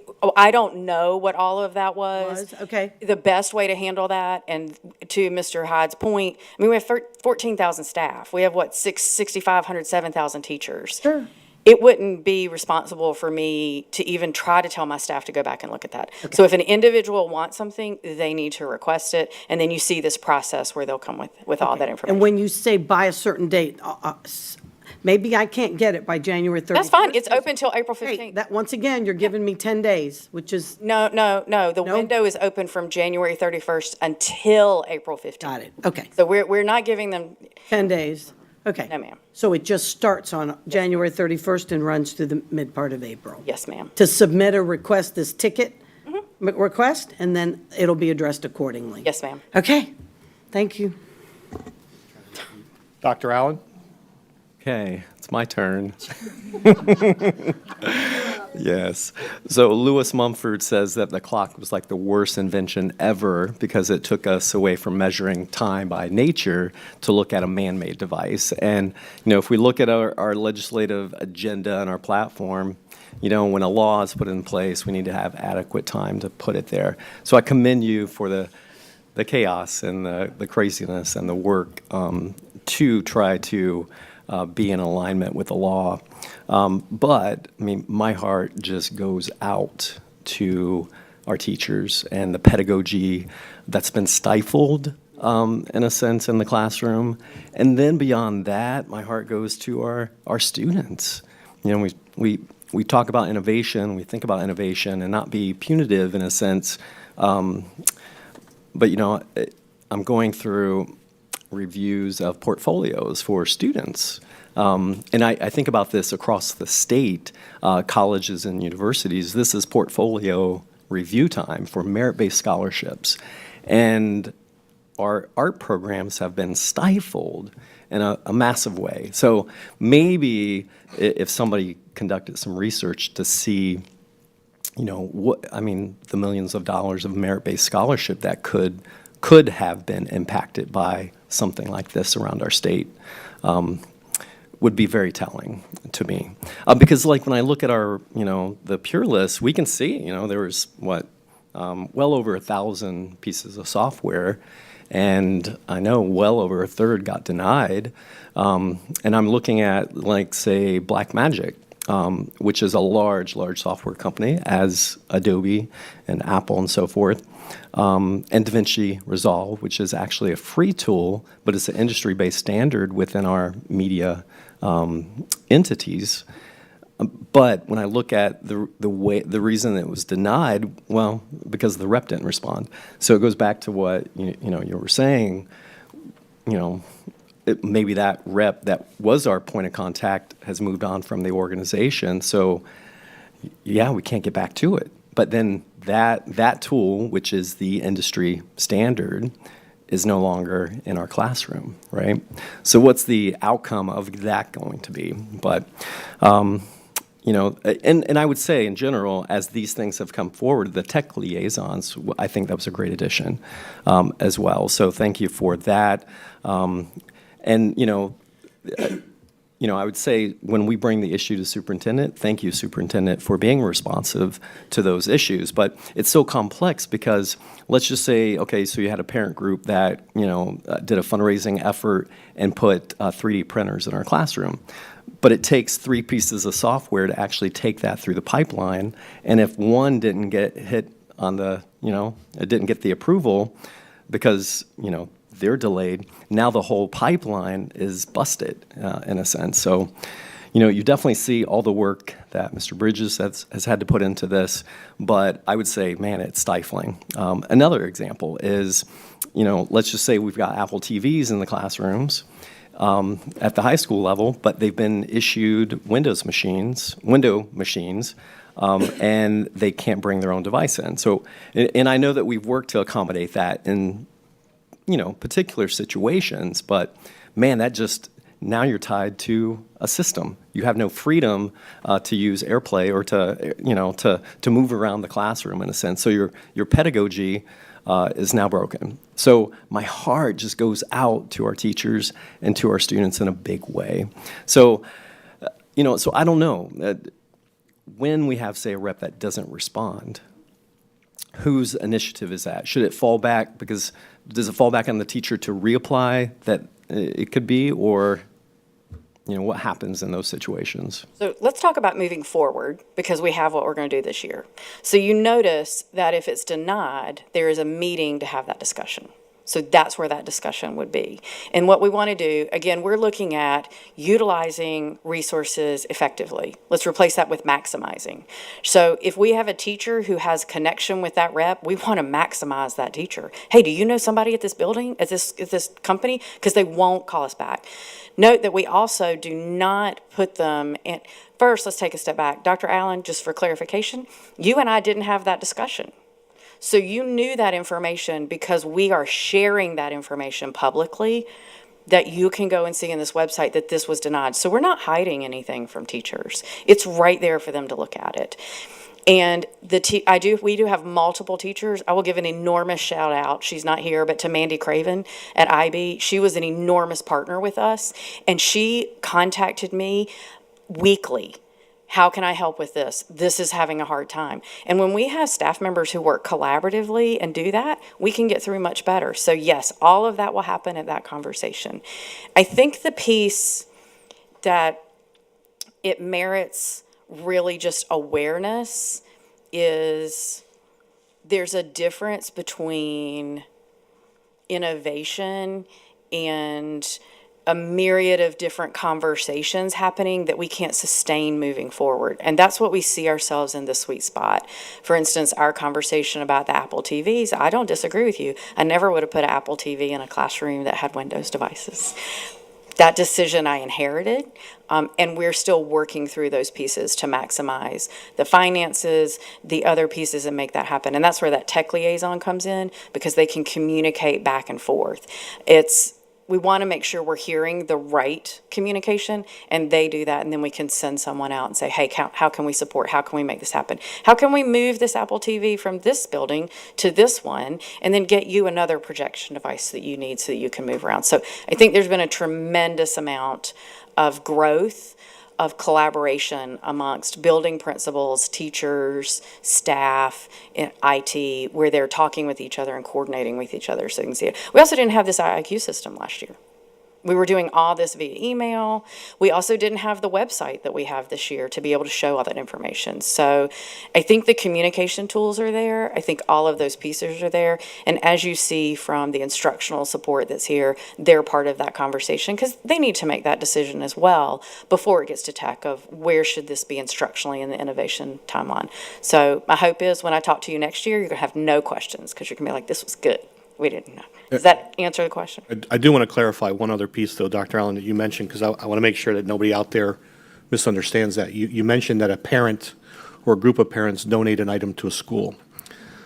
We are no longer doing that unless it meets our specifications. Because the problem that most school districts have dealt with, and this has been a reoccurring problem over and over and over again, not in Polk, but everywhere I've ever been, is that well-intentioned PTOs or boosters say, this is a great idea, let's buy it for the school. And then you know what happens? The assumption is somehow Ms. Pasco's team's going to take care of that device, and the software, and the licensing, and the repairs, and the upgrades. And here, even better yet, the district 3 to 5 years later is on the hook to replace those devices because now they become part of the instructional focus for that area. That's not appropriate. And so we do have a right and an obligation to manage the things that we allow on our campuses. And so what I don't want anybody, to the point, for people who may be listening and watching this, no. If we have groups that want to make donations, it has to be concurrent with our expectations and our minimum qualifications and our specifications, because we're not going to create a hardship down the road that's going to become reoccurring for the school district. And that happened, if you remember, very early on when iPad carts became all the rage in public education. We were still, many of us were still on a traditional laptop platform, IBM platform, and yet we had all these donations, and 3 years later when the iPad started to go bad, guess what? The school's having to buy them or the school district's having to replace them. That was never in our budget, ever. We never intended to have that become a reoccurring cost for us. And then, on top of that's the cost for shipping those devices out for repair because we don't have staff trained and qualified to do it, or we have to send staff out for a couple $100,000 and get them certified and trained in that area so that they can sustain these. So I'm just using just something as simple as the iPad as an example here, but we've got to manage better moving forward. What are we allowing into our schools? And why? The why is the most important part, because we have to be able to help assist with managing that. No one is trying to stymie innovation. We are trying to manage it so that it can be sustainable and replicable, more importantly, across the school district. So I think that's an important thing to clarify, because I don't want anybody believing, that we can just make a donation and it is what it is. It's similar to Mr. Davis. If someone were to tell him, hey, listen, we're going to donate to you 10 electric school buses, good luck 7 years from now when you have to replace all the batteries and you have to maintain and sustain them. We don't have anybody trained to do that. So that's the inherent flaw in the process sometimes. And it's, innovation has outpaced, as we know, you buy a phone 3 months later, heck, 3 minutes later, it's out of date. There's a new update that comes out. And some of these developers, some of these providers, Apple's infamous for this, they build into their devices a timeline when the device will no longer be sustainable. They build in product redundancy on purpose. So there are issues with that we have to manage, and I don't mean to pick on Apple. They have a fine quality product, but at the end of the day, that's my disclaimer, Mr. Bridges. But at the end of the day, that's been part of the problem. And I have dealt with this in every single school district I've ever been in. So we're just trying to manage this better. And the Data Privacy Act did not help us because, again, as I said, I wasn't joking when I said it was a live hand grenade. Guess what? We passed this 2 months later. You have to enact it. Good luck, school districts. And so we have to be the bad guys because at some point somebody has to be able to say no. And that's where we are, but we've created a very good system to get to yes.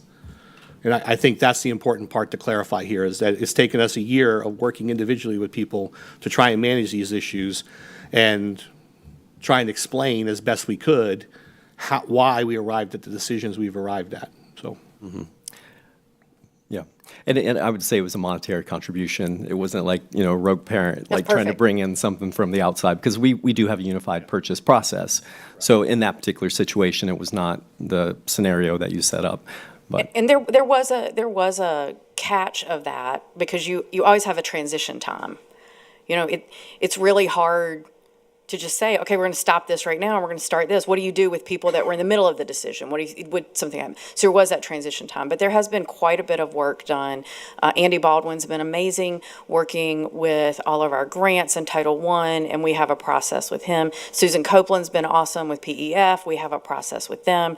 We talk with teachers, and that will also be the information here. Like, do not get a grant and write in there that you're going to have something without going through us. Go through us first. Let's approve it, and then we'll absolutely support you with the grant. So the PTO organizations, I think there's been a huge shift. Principals will call me or text me, what's the process? Where it used to be, can I have? Now they call and say, what's the process? So I think there's been a huge shift in that to really try to support that. And not to belabor too, but to let Mr. Hyde know, he doesn't know this yet, but we have 6,200 Apple devices that we found out today are going to be sunset before school starts in August. So he's, and we've not had this conversation, he's right. So imagine, back to both your points about innovation, if a teacher wanted something and they innovated it, the technology is changing every 6 months. We don't want to bring something into our classroom that somebody depends on, and then we find out 6 months later that program went defunct. So there, a lot of that needs to be discussed and looked at and vetted to make sure we can provide those supports so we can continue that information with them. Ms. Wyatt? Thank you. I think I heard him say that he wants an iPhone when he was talking about Apple. I'm pretty sure. I know that's what we've been working on, and he said they were great products. But so I just want to clarify, and this may be a cybersecurity question, so if you can't answer it, that's just, we can talk offline. But as far as bringing, if it is on the approved list, what is the rationale between not being able to bring something that is on the approved list in to connect to? Happy to bring that up. There are now multiple cyber programs outside of K-12 organizations that are funded by the government, and they look at beacons looking to see if there is an issue within your organization. So let's say that we allowed people to bring in a personal device. If I were to find out that that personal device had a virus on it, it is not protected by our protections, and it is in one of my buildings, and I go to the teacher and say, I need your device. It's their personal property. I can't take it. I can't touch it. But it has connected to our network. What am I going to do? So those are conversations that we really have to think about and look at holistically. I will also say that we check ourselves, and we are right in line with all the other K-12 districts. They're not bringing in personal devices. And I apologize, when I meant their items, so not necessarily a computer, iPad, but like a printer, for example. Is there a reason that? Yes, the printer, the printer is connected to the computer, which is connected to the network. Okay. So it's all about connecting to the network. So when that's what we're looking at, devices that are connected to our network. So even if it's a brand new printer out of the box that they. Again, if it is, that is the process, correct. If they bring that printer in and they've downloaded new software on that printer and it's causing a problem on our network, I can't touch it. Is there anything that we could do as far as them signing a waiver that, I want to, I want to have my personal printer, but because my concern is that they're using, if they're taking their laptop home to work at home or whatever it is, if they're printing something on the printer at home, it opens up the same can of worms. It does. So we're just encouraging people to do that instead of. No, they can't install the software on it. They don't have the rights on that laptop to install that software. To be able to print at home either on it. So I think the better solution, and Mr. Pitts is here, and he and I met with a company 2 weeks ago, and we are looking at trying to come up with a district-wide solution for printing. Because really, the problem you're trying to solve is how can they print? Well, respectfully, there is a district-wide solution for printing. There's just not a convenient one for certain individuals who want to have a printer in their classroom. We have centralized printing in all of our school buildings. We have the ability for everyone to print and not have to expend their own funds on ink, on everything else, on paper. And so, with respect, we have a centralized process for this. The issues that need to be addressed, and I'll go beyond the data privacy issue. Who maintains that device? So you bring your personal device to school, and you can't get it to function, or you can't get it connected to our system or to your laptop that we provide you, are you calling our network manager? Why? It's your device. It's not our device. That's the problem, is now it's creating a maintenance issue for us and a technology issue for us that potentially we should not be supporting. And I understand those things. I think my concern is that while respectfully we have a solution for printing, it is not a great solution for printing because it's not convenient, which is, we have enough other requirements for our teachers that having to go and sit somewhere that's not in your office to be able to print something outside of your regular working hours where, my kids are in the classroom right now, I can send this to print while I'm in the middle of doing a lesson or doing something else makes sense. It may not be feasible for us to purchase 14,000 printers. I get that. But I think there may be a middle ground that it's become a very black and white issue that as we're looking at deregulation for a school district, I think we also are creating more regulations for our teachers, which I understand the security part. But I feel like there may be a way, if I own it, but it is not, if you come in and say, hey, there's something on your printer, we need to take it that I've signed, I just feel like there's got to be a middle ground somewhere. Well, specific to respectfully, the district moved in this direction. Mm-hmm. You had individual printers in classrooms and could not sustain that. And it didn't have to be in every classroom. It's not sustainable. They get out of date too quickly. They're too costly to buy the materials for them. And then again, it becomes a maintenance issue for our staff with the software upgrades and the patches and everything else has to happen. That's not something we want to take on. And so if you're telling me we don't have enough centralized printers in our schools, then we can look to expand the number of centralized printers. And there may be some very unique circumstances in which a printer for a classroom, like an art classroom or those music or other areas, could be allowed if it meets the specifications. But we have to differentiate between what's considered convenience and a necessity. Because again, the workload demands that it creates and the potential risks and burdens that it creates on our staff and on the district budget is very real. And that's why you moved away from putting a printer in every classroom, a desktop printer in every classroom, to centralized printing. And that happened long before I got here. And so now we're talking about shifting back the other direction.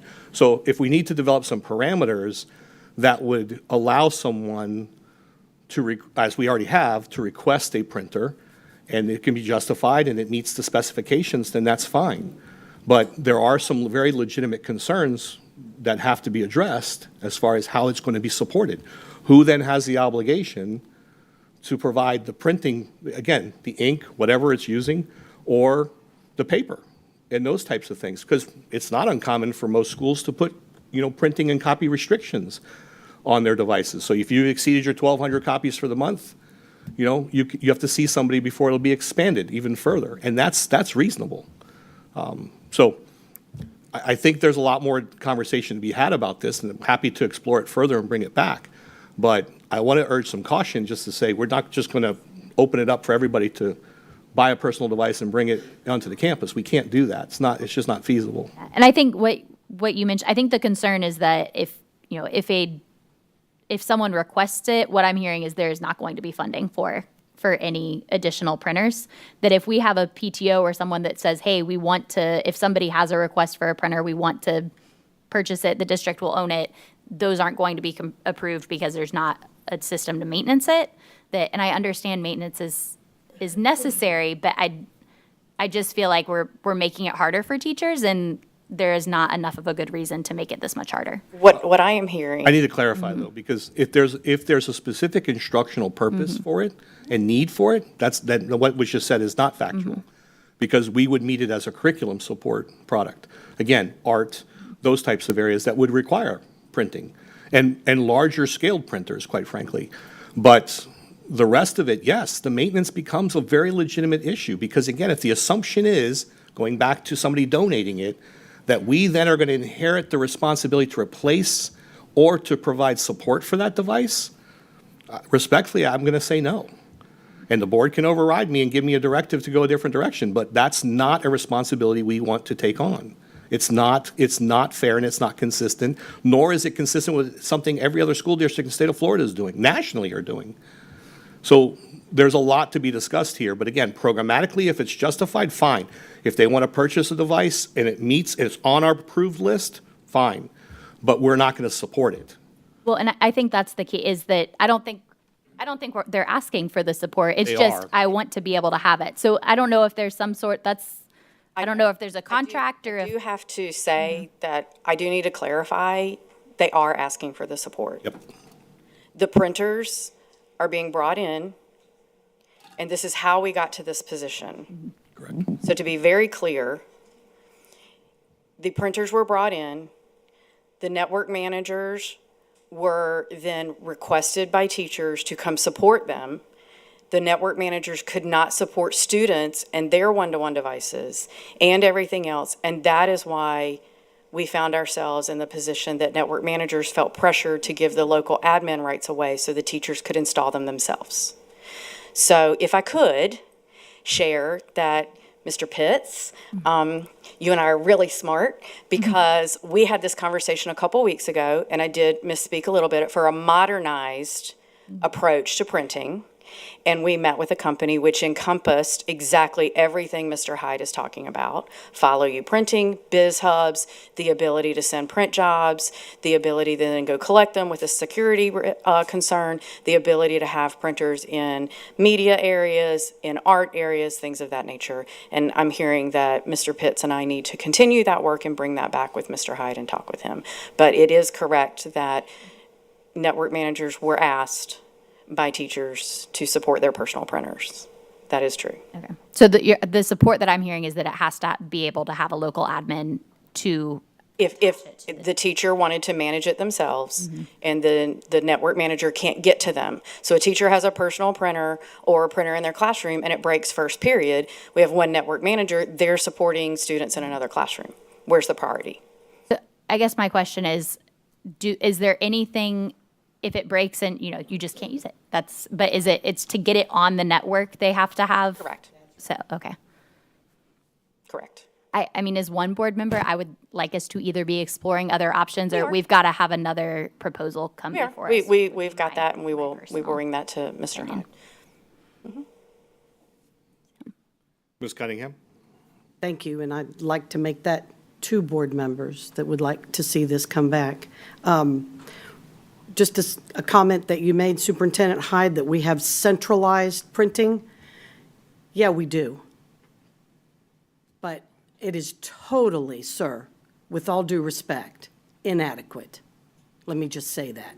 Everything I'm hearing, not every school, no, not every school, but in my area, I've received many complaints all last semester. Secondly, when it comes to doing the printing, let me tell you how sad it is when I get a call at night from an administrator, not a teacher, an administrator in Polk County Public Schools who has asked her husband to go get her a new computer and a printer at home because she is not able to print appropriately to do the work she has to do as an administrator. I was shocked. That's the only way, because then she can email her stuff to herself, pull it up at home on her home computer, and print at home. I mean, I think when we put some of these things in place, we're not really talking, and no offense, this happened very quickly. I applaud you all for trying to do the best you can. But what I'm saying to you is we've painted this, it's not working, period. It is not working. I couldn't believe it when I got the call. I was like, really? Are you kidding me? I said, that is so sad. But yet, why? Because you cannot take your school board computer at home and print because you're not allowed to load the drivers. Once again, stifling what teachers have done. If they can't get it done during the day, they will bring their laptops home. Been there, done that. I have one that does it. And to try to get stuff done, get stuff copied. So this is continuing to handcuff what teachers are trying to accomplish and our administrators, for crying out loud. I mean, I didn't know we were going to get into all this today, but it just bothers me because we've never been this tight or this whatever. And I understand the security and student data breach, but I'm with Sarah Beth. We have got to look at something middle of the road to where people are allowed to operate as individuals to do what they have to do. What you've asked is productivity you're asking of teachers, and you're asking for them grades. Those grades are looked at in every way, shape, and form. As we continue to stifle the ability, so you say, what about a printer for art? Yes, but science. You can't teach science properly without a colors, worksheets, and things that kids can visually comprehend and do. That's just something that, people do. So I don't know what the answer is, but I'm just trying to show, I'm frustrated because I'm hearing the frustration from so many, and I really want us to look at something and come back with a compromise where we're not hurting child data and security. Good gracious, I don't want to do that. But at the same time, we have to look at our teachers and administrators and try to find something that works where they don't have to go home and spend $2,000 on a personal computer and a printer because they can't do it. They can't take the school stuff home. I don't know what the answer is, but we really need to work towards that, is all I'm saying. Absolutely. One of the pieces I would like to share is that they have those solutions. So they do. I'm a little surprised. First, in all due fairness, every single principal at this district has my personal cell phone number. So I'm really surprised. And I get calls constantly. My staff back here can let you know. Principals do not hesitate to reach out to me when they need something. I didn't say it was a principal, I said it was an administrator. But they train their building administrators. Most of them have to. Okay. The challenge I'm hearing is, and I think that we need to be careful with the word stifle. Microsoft has these capabilities that we can save all of this and we can print it when we get to school.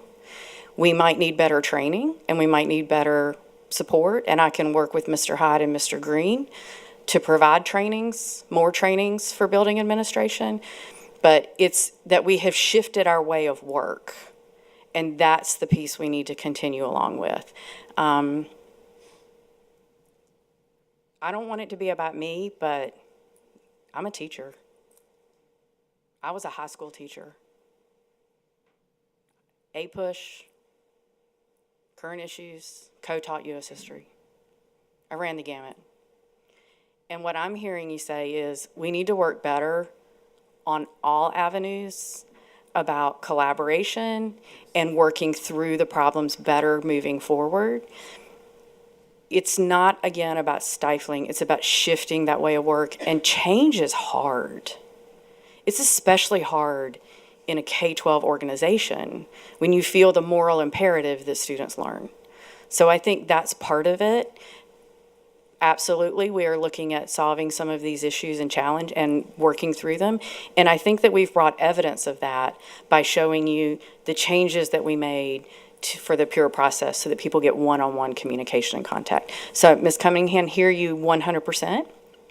And we can definitely work on that. And I am 100% available. And I'll tell you, sometimes I've called Mr. Hyde. I'm like, this is a dumb question, but I got it. People can call us and say, I just don't know how to use the technology. I need some help. Can you help me figure it out?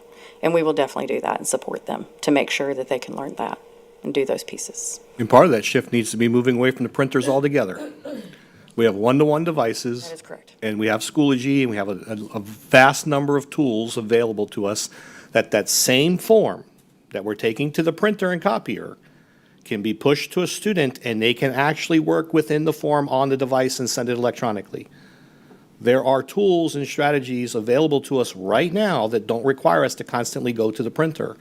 And respectfully, that's part of transitioning to a one-to-one school district. And it took us time in my two previous districts to do that, but that's where training and support comes from. And additionally, I think Ms. Pasco summarized it. And Ms. Cunningham, I just want to reiterate, we allow other devices on campus, so long as they meet our specifications, with the understanding we will not support them. Right. Or should we? Right. But the other thing is, too, though, when you say move away, that's great. You want to take a look at how many times the internet is down and they can't use the devices. So if you don't have a printer there to quickly make copies to keep the classroom, these are real-time issues that teachers are having. Or planning issues, respectfully, because had they done adequate planning ahead of time, Right. that content could have been pushed to students before the internet went down, and they're not reliant upon it. So there are lots, and Ms. Cunningham, I will be happy to have Ms. Pasco pull the report on how frequently the internet goes down, because it's not frequent. So happy to do that. But at the end of the day, we'll look for some other solutions, and we'll come back to you. But as far as, I think we've been very clear about what our concerns and reservations are right now, and I think they're well justified. Dr. Allen. I'll be, quick to say that, we're digital first in all things, and that's great. But I still do value the wood case pencil, just so you know. So just for sake of clarity, where do administrators find the list of pre-approved equipment? So they have it in a couple of places. So this year, under the leadership of Mr. Green, and I heard Ms. Miller bring this up earlier, we do have an administrative hub so that administrators can find all information in one place, and that's in Schoology. All information, all principals and building administrators are rostered there automatically, so they don't have to choose it, and all of that information is there. They also have with the IIQ ticketing system that, of course, they can put that in, and then since we're already logging into the IIQ ticketing system, there's a knowledge base, and when you click knowledge base, and they've been trained on this, might need some refreshers, no problem, but when you go into IIQ, click on knowledge base, you can say purchasing guidelines, and it comes up there. But we will be sending it back out January 31st. Because if we're going to send it out, let's send it out all at once so that we will know everybody has it then too. So there is an official list that Yes. they can see of Yes. pre-approved equipment? There is. And it's in, you said, in Schoology? Yes, sir.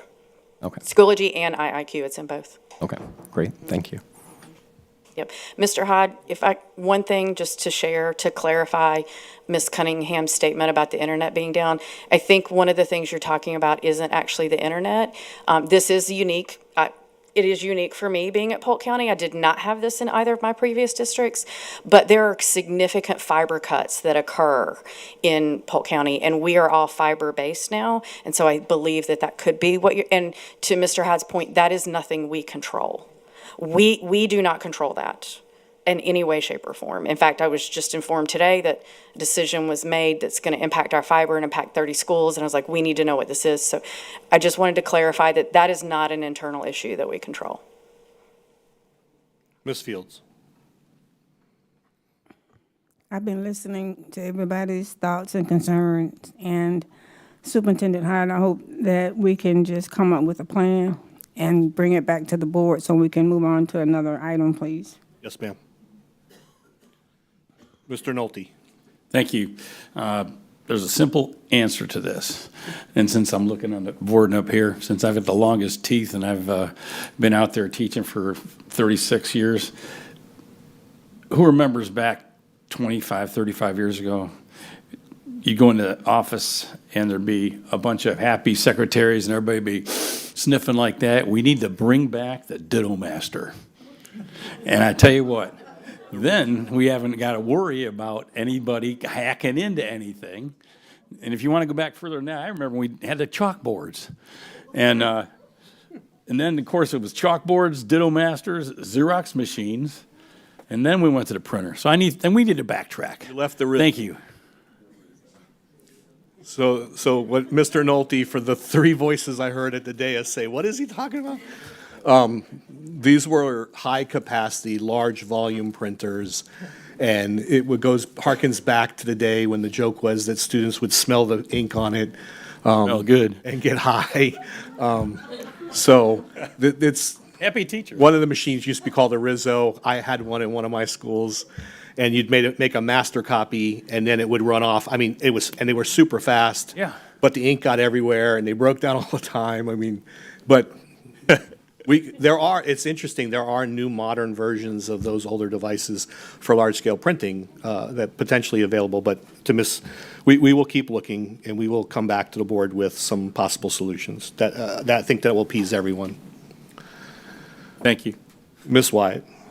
Thank you. And I just want to ask that you mentioned briefly going one-to-one devices and that we don't need to be printing things. So this is an unrelated topic, but at some point, can we do a work session on specifically how that relates to K-5 and the one-to-one, what is the ratio of one-to-one devices versus, I hope they're still learning to use a pencil for Dr. Allen's sake, because he may have a conniption. So you want to know the ratio, you want to know the percentage of the day that they're using their device? I think if we could have more of a workshop on what does that look like and what, is it, how much time are they spending on devices? How much time are they actually using paper and pencil, those types Yeah, of things? I think you'd be impressed at how we manage device utilization and where it's used, especially in the early primary grades. Now, we don't have laptops in all of our K through 5 environments because they opted for iPads. It's not because we don't provide them, it's because they opted for iPads. They opted for something different. And now we left that to our building principals to make some of those decisions because that was the footprint that already existed here. But to Ms. Pasco's point, 6,200 devices, I think I heard, now have to be replaced. It just comes with the product. I mean, that's going to be the same thing 2 years from now with our laptops that we deployed after 5 years. So, but at least we're saving for that now so we can make that purchase and not have to dip into the budget and burn our reserve balance. So, there are strategies for us. But yes, we can look at device utilization. We can look at the duration that students are on devices, but more importantly, what they're doing on the device. Typically, those are programs that we're using for students, or they're working independently, or they may be collaborating, doing some research on something. And for the kindergarten environment, we can definitely tell you what programs they're using and where they're focusing their efforts there. But no, they still get time with paper and pencil and scissors and glue.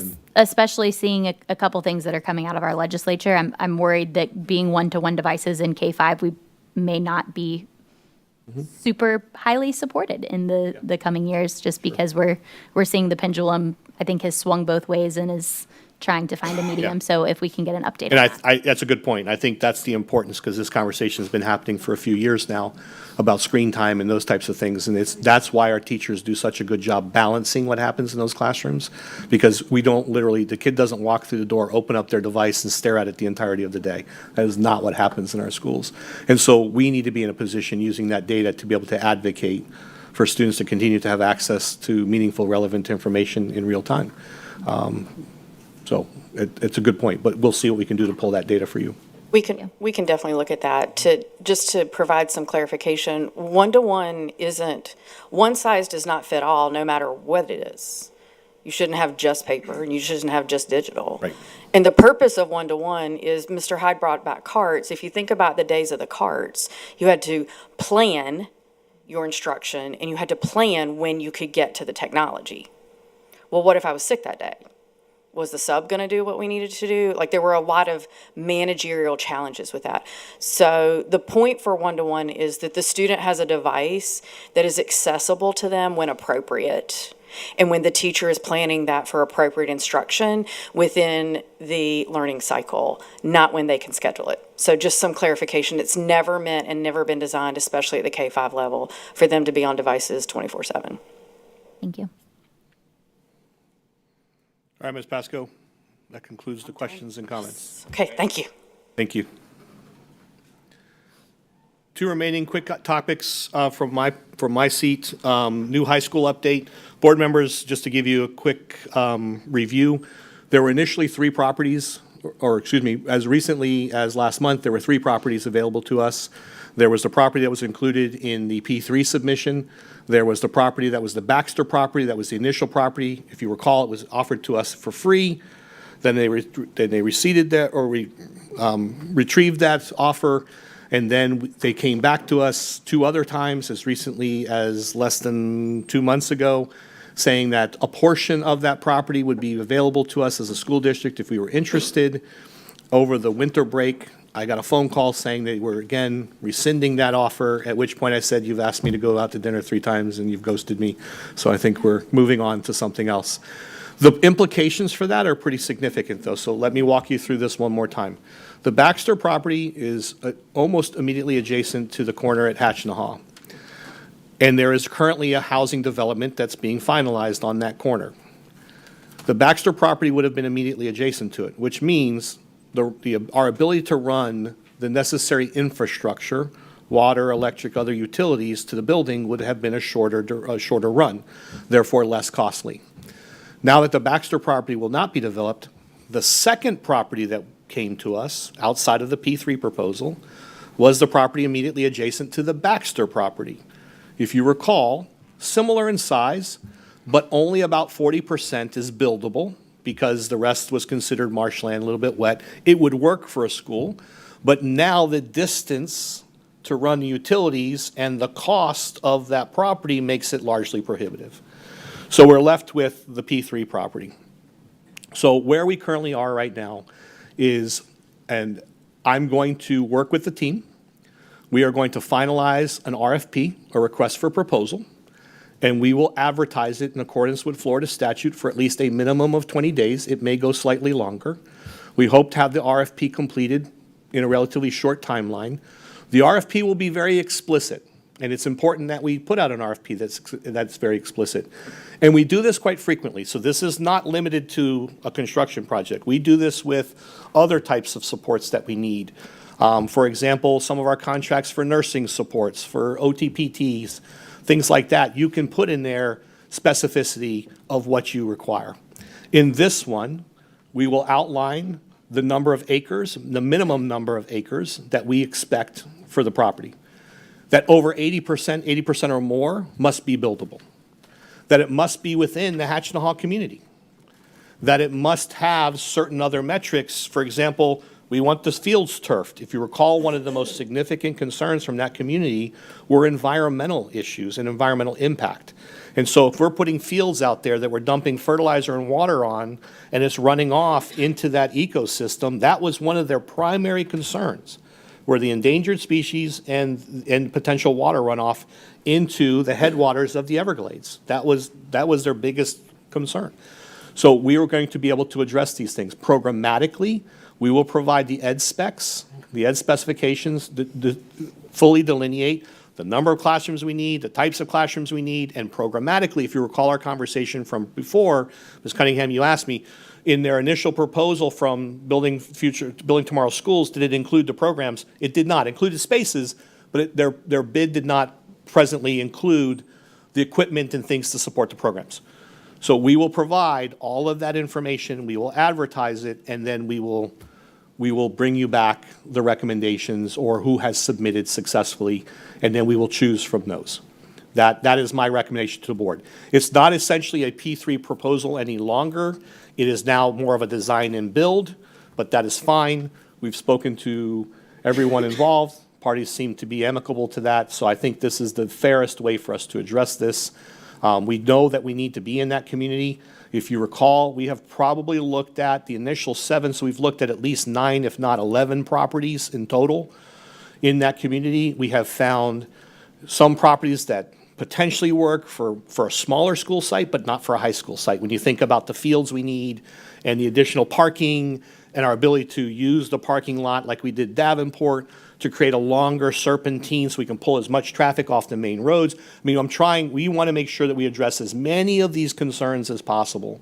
And so again, it's not a process that's inconsistent with what we currently do or other school districts do.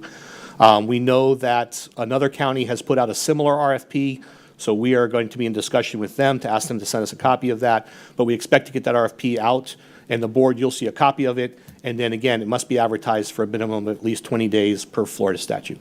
So, Mr. Sharpless.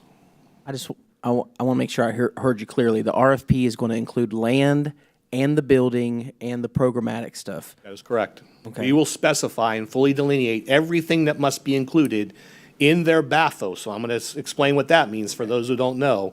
It's best and final offer. We're not going back and forth. So they must value engineer everything on the front end. So when you submit something, we're getting the final proposal, barring anything that last minute changes or tweaks and revisions. So, and those are rare.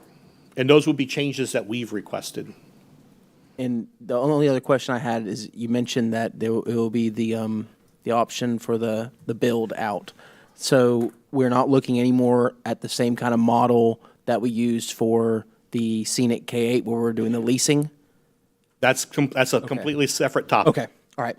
So now you're shifting to financing. I'm talking about how are we going to get to the point where I can look you in the eye as board members and say, board members, we had 6 submissions, here's the best one, this is the one I'm recommending to you. Gotcha. Okay. And then from there, the financing becomes a different conversation.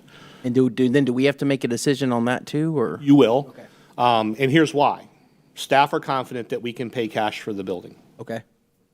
I think that's fantastic. But there's an old saying, you don't want to be house rich and cash poor. And considering the rate in which we're growing as a school district, and depending on interest rates and other factors for the leasing, we may very well come to the board and say, and again, this is just completely hypothetical since you asked the question, we may come to you and say, we want to pay 50% of it with cash and lease the second 50. We may want to pay 75% with cash and lease the second.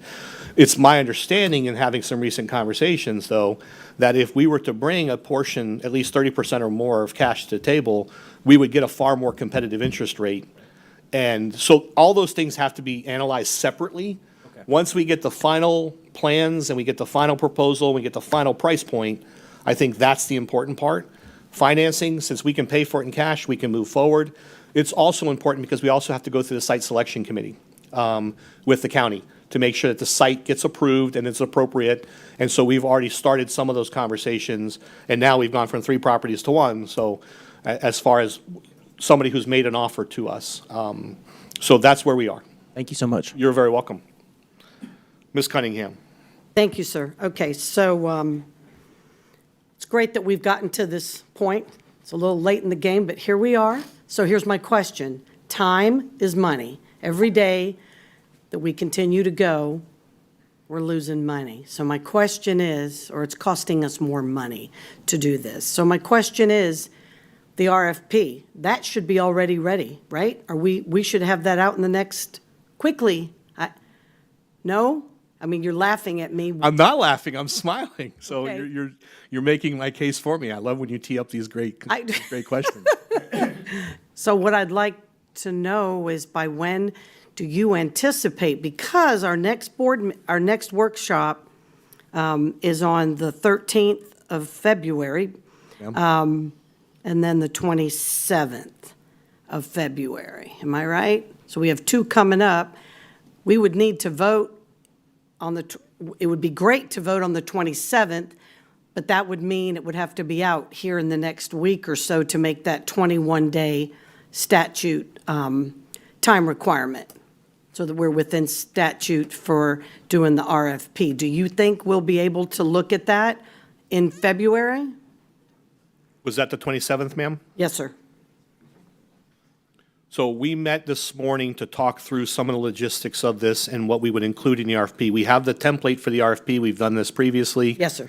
I believe, I'm looking out at the audience and they're looking at me with panicked faces.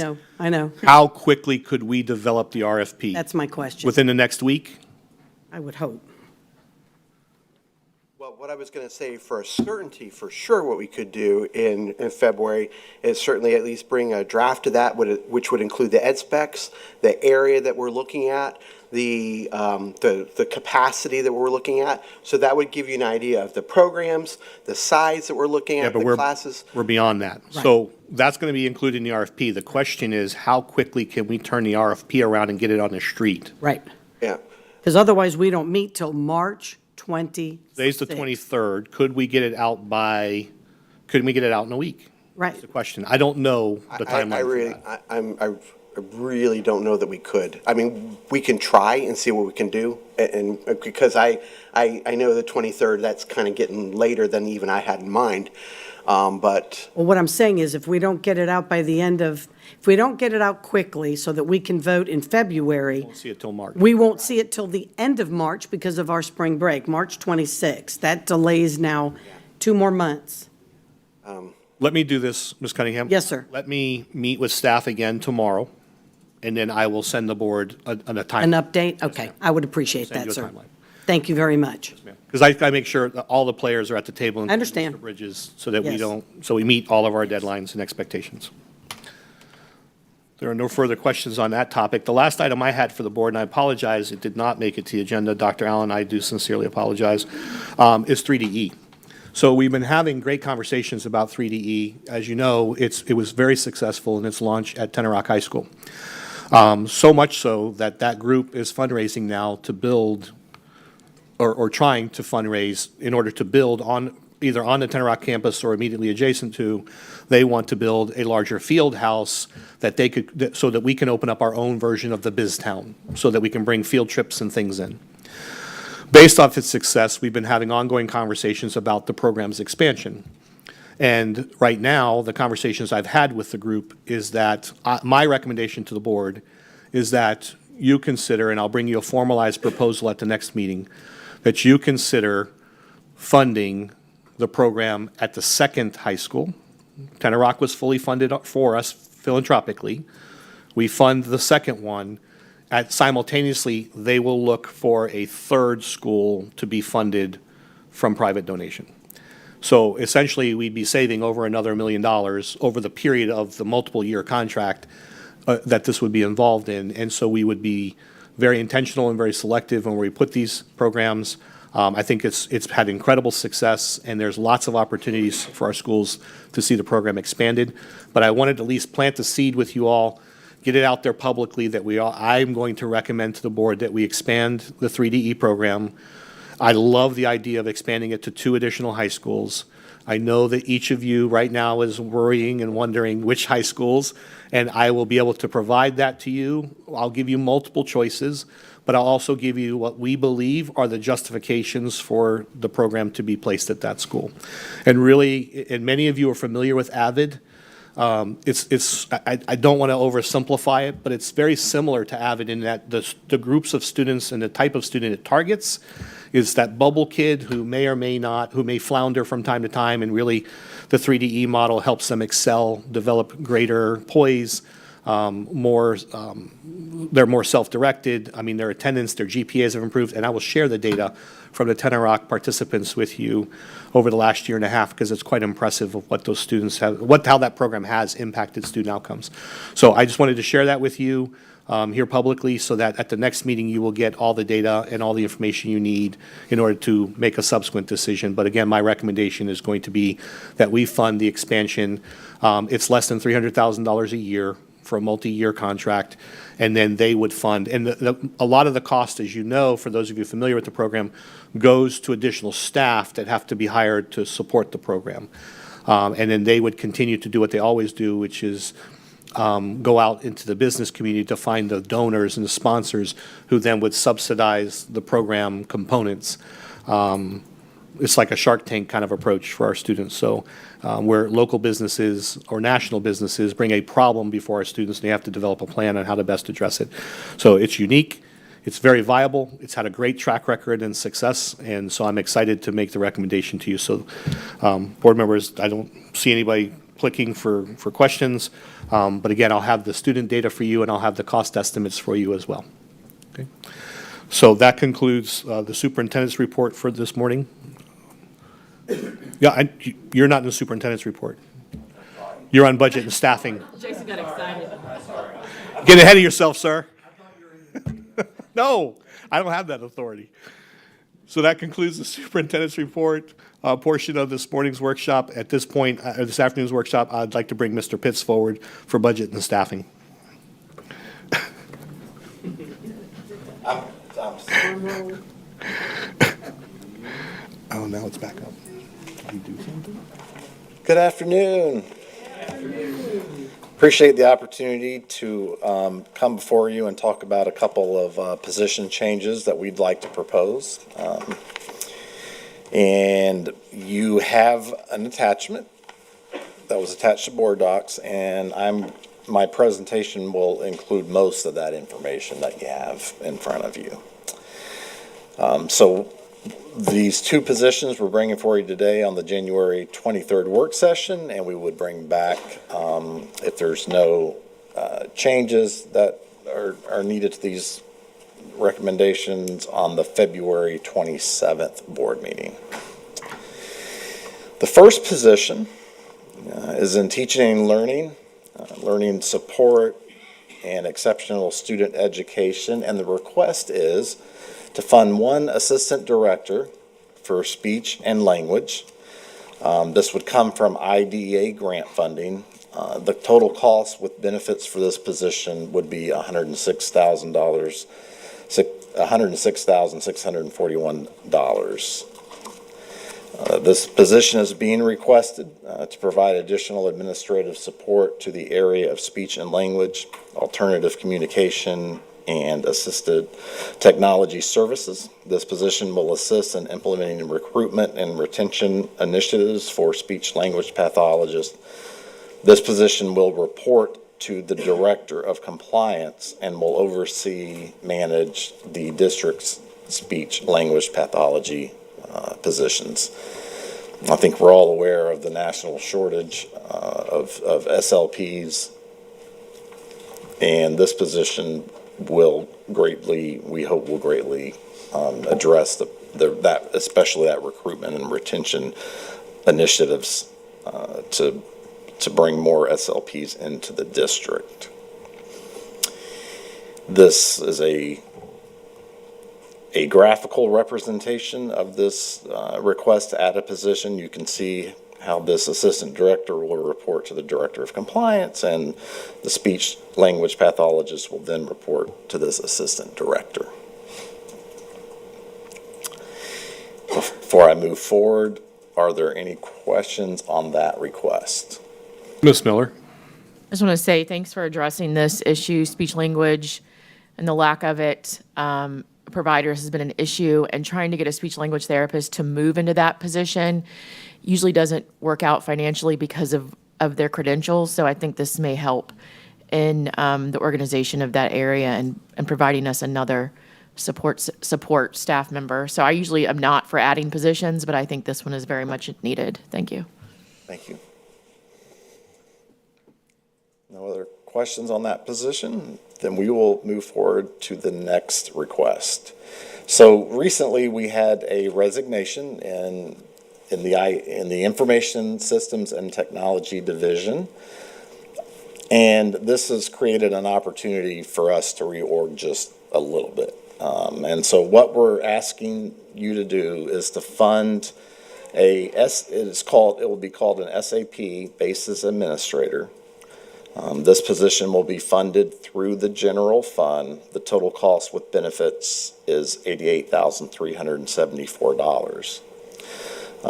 Again, the recent departure of this IST database administrator position that currently resides on a different org chart has created the opportunity for this minor reorganization and creation of this new position that will focus on the technical work in installing, designing, and maintaining the SAP Basis infrastructure. This modification will allow the division to align with best practices.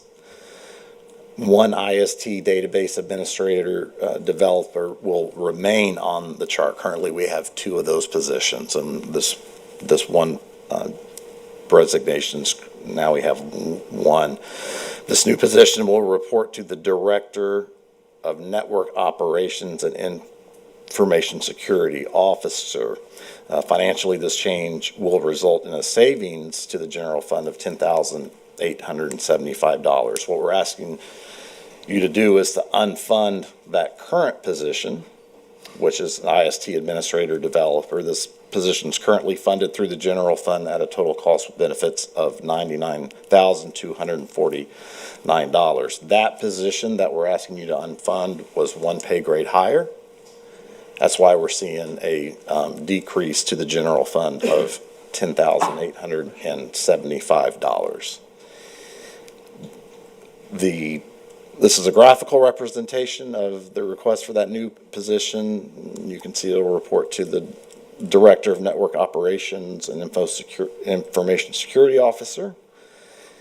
And on the next chart, 24, we're unfunding one of those IST database administrators, which I've explained. That's your graphical representation.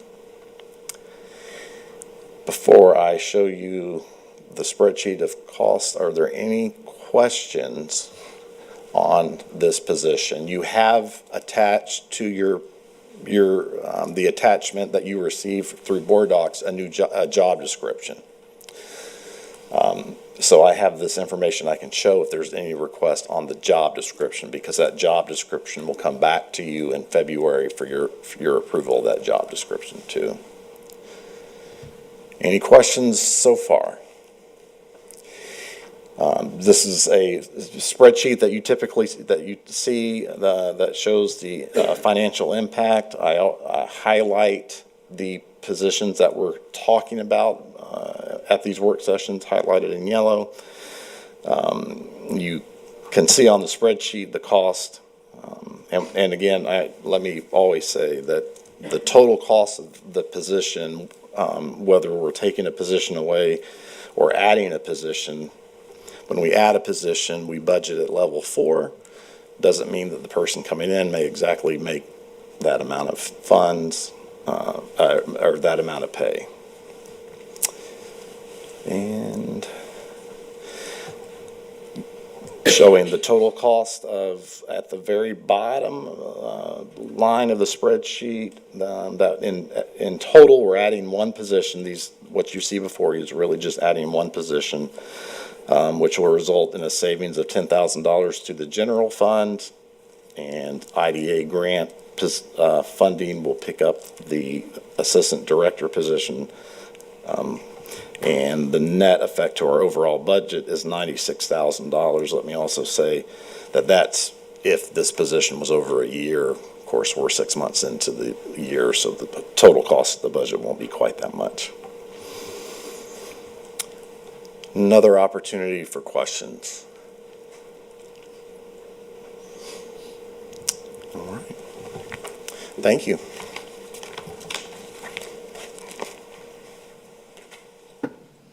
Mr. Chair, the two remaining items are donation report and a financial analysis, and then I will turn it over to you, sir. Thank you, Superintendent. Board members, if you take a moment, open up your agenda for tonight. We'll have an opportunity to go down line by line for this evening's meeting. And just as a reminder, we do have discipline hearing as well. All right, so let's go ahead and start. Any questions on section A through C? And then we'll go down to D through F.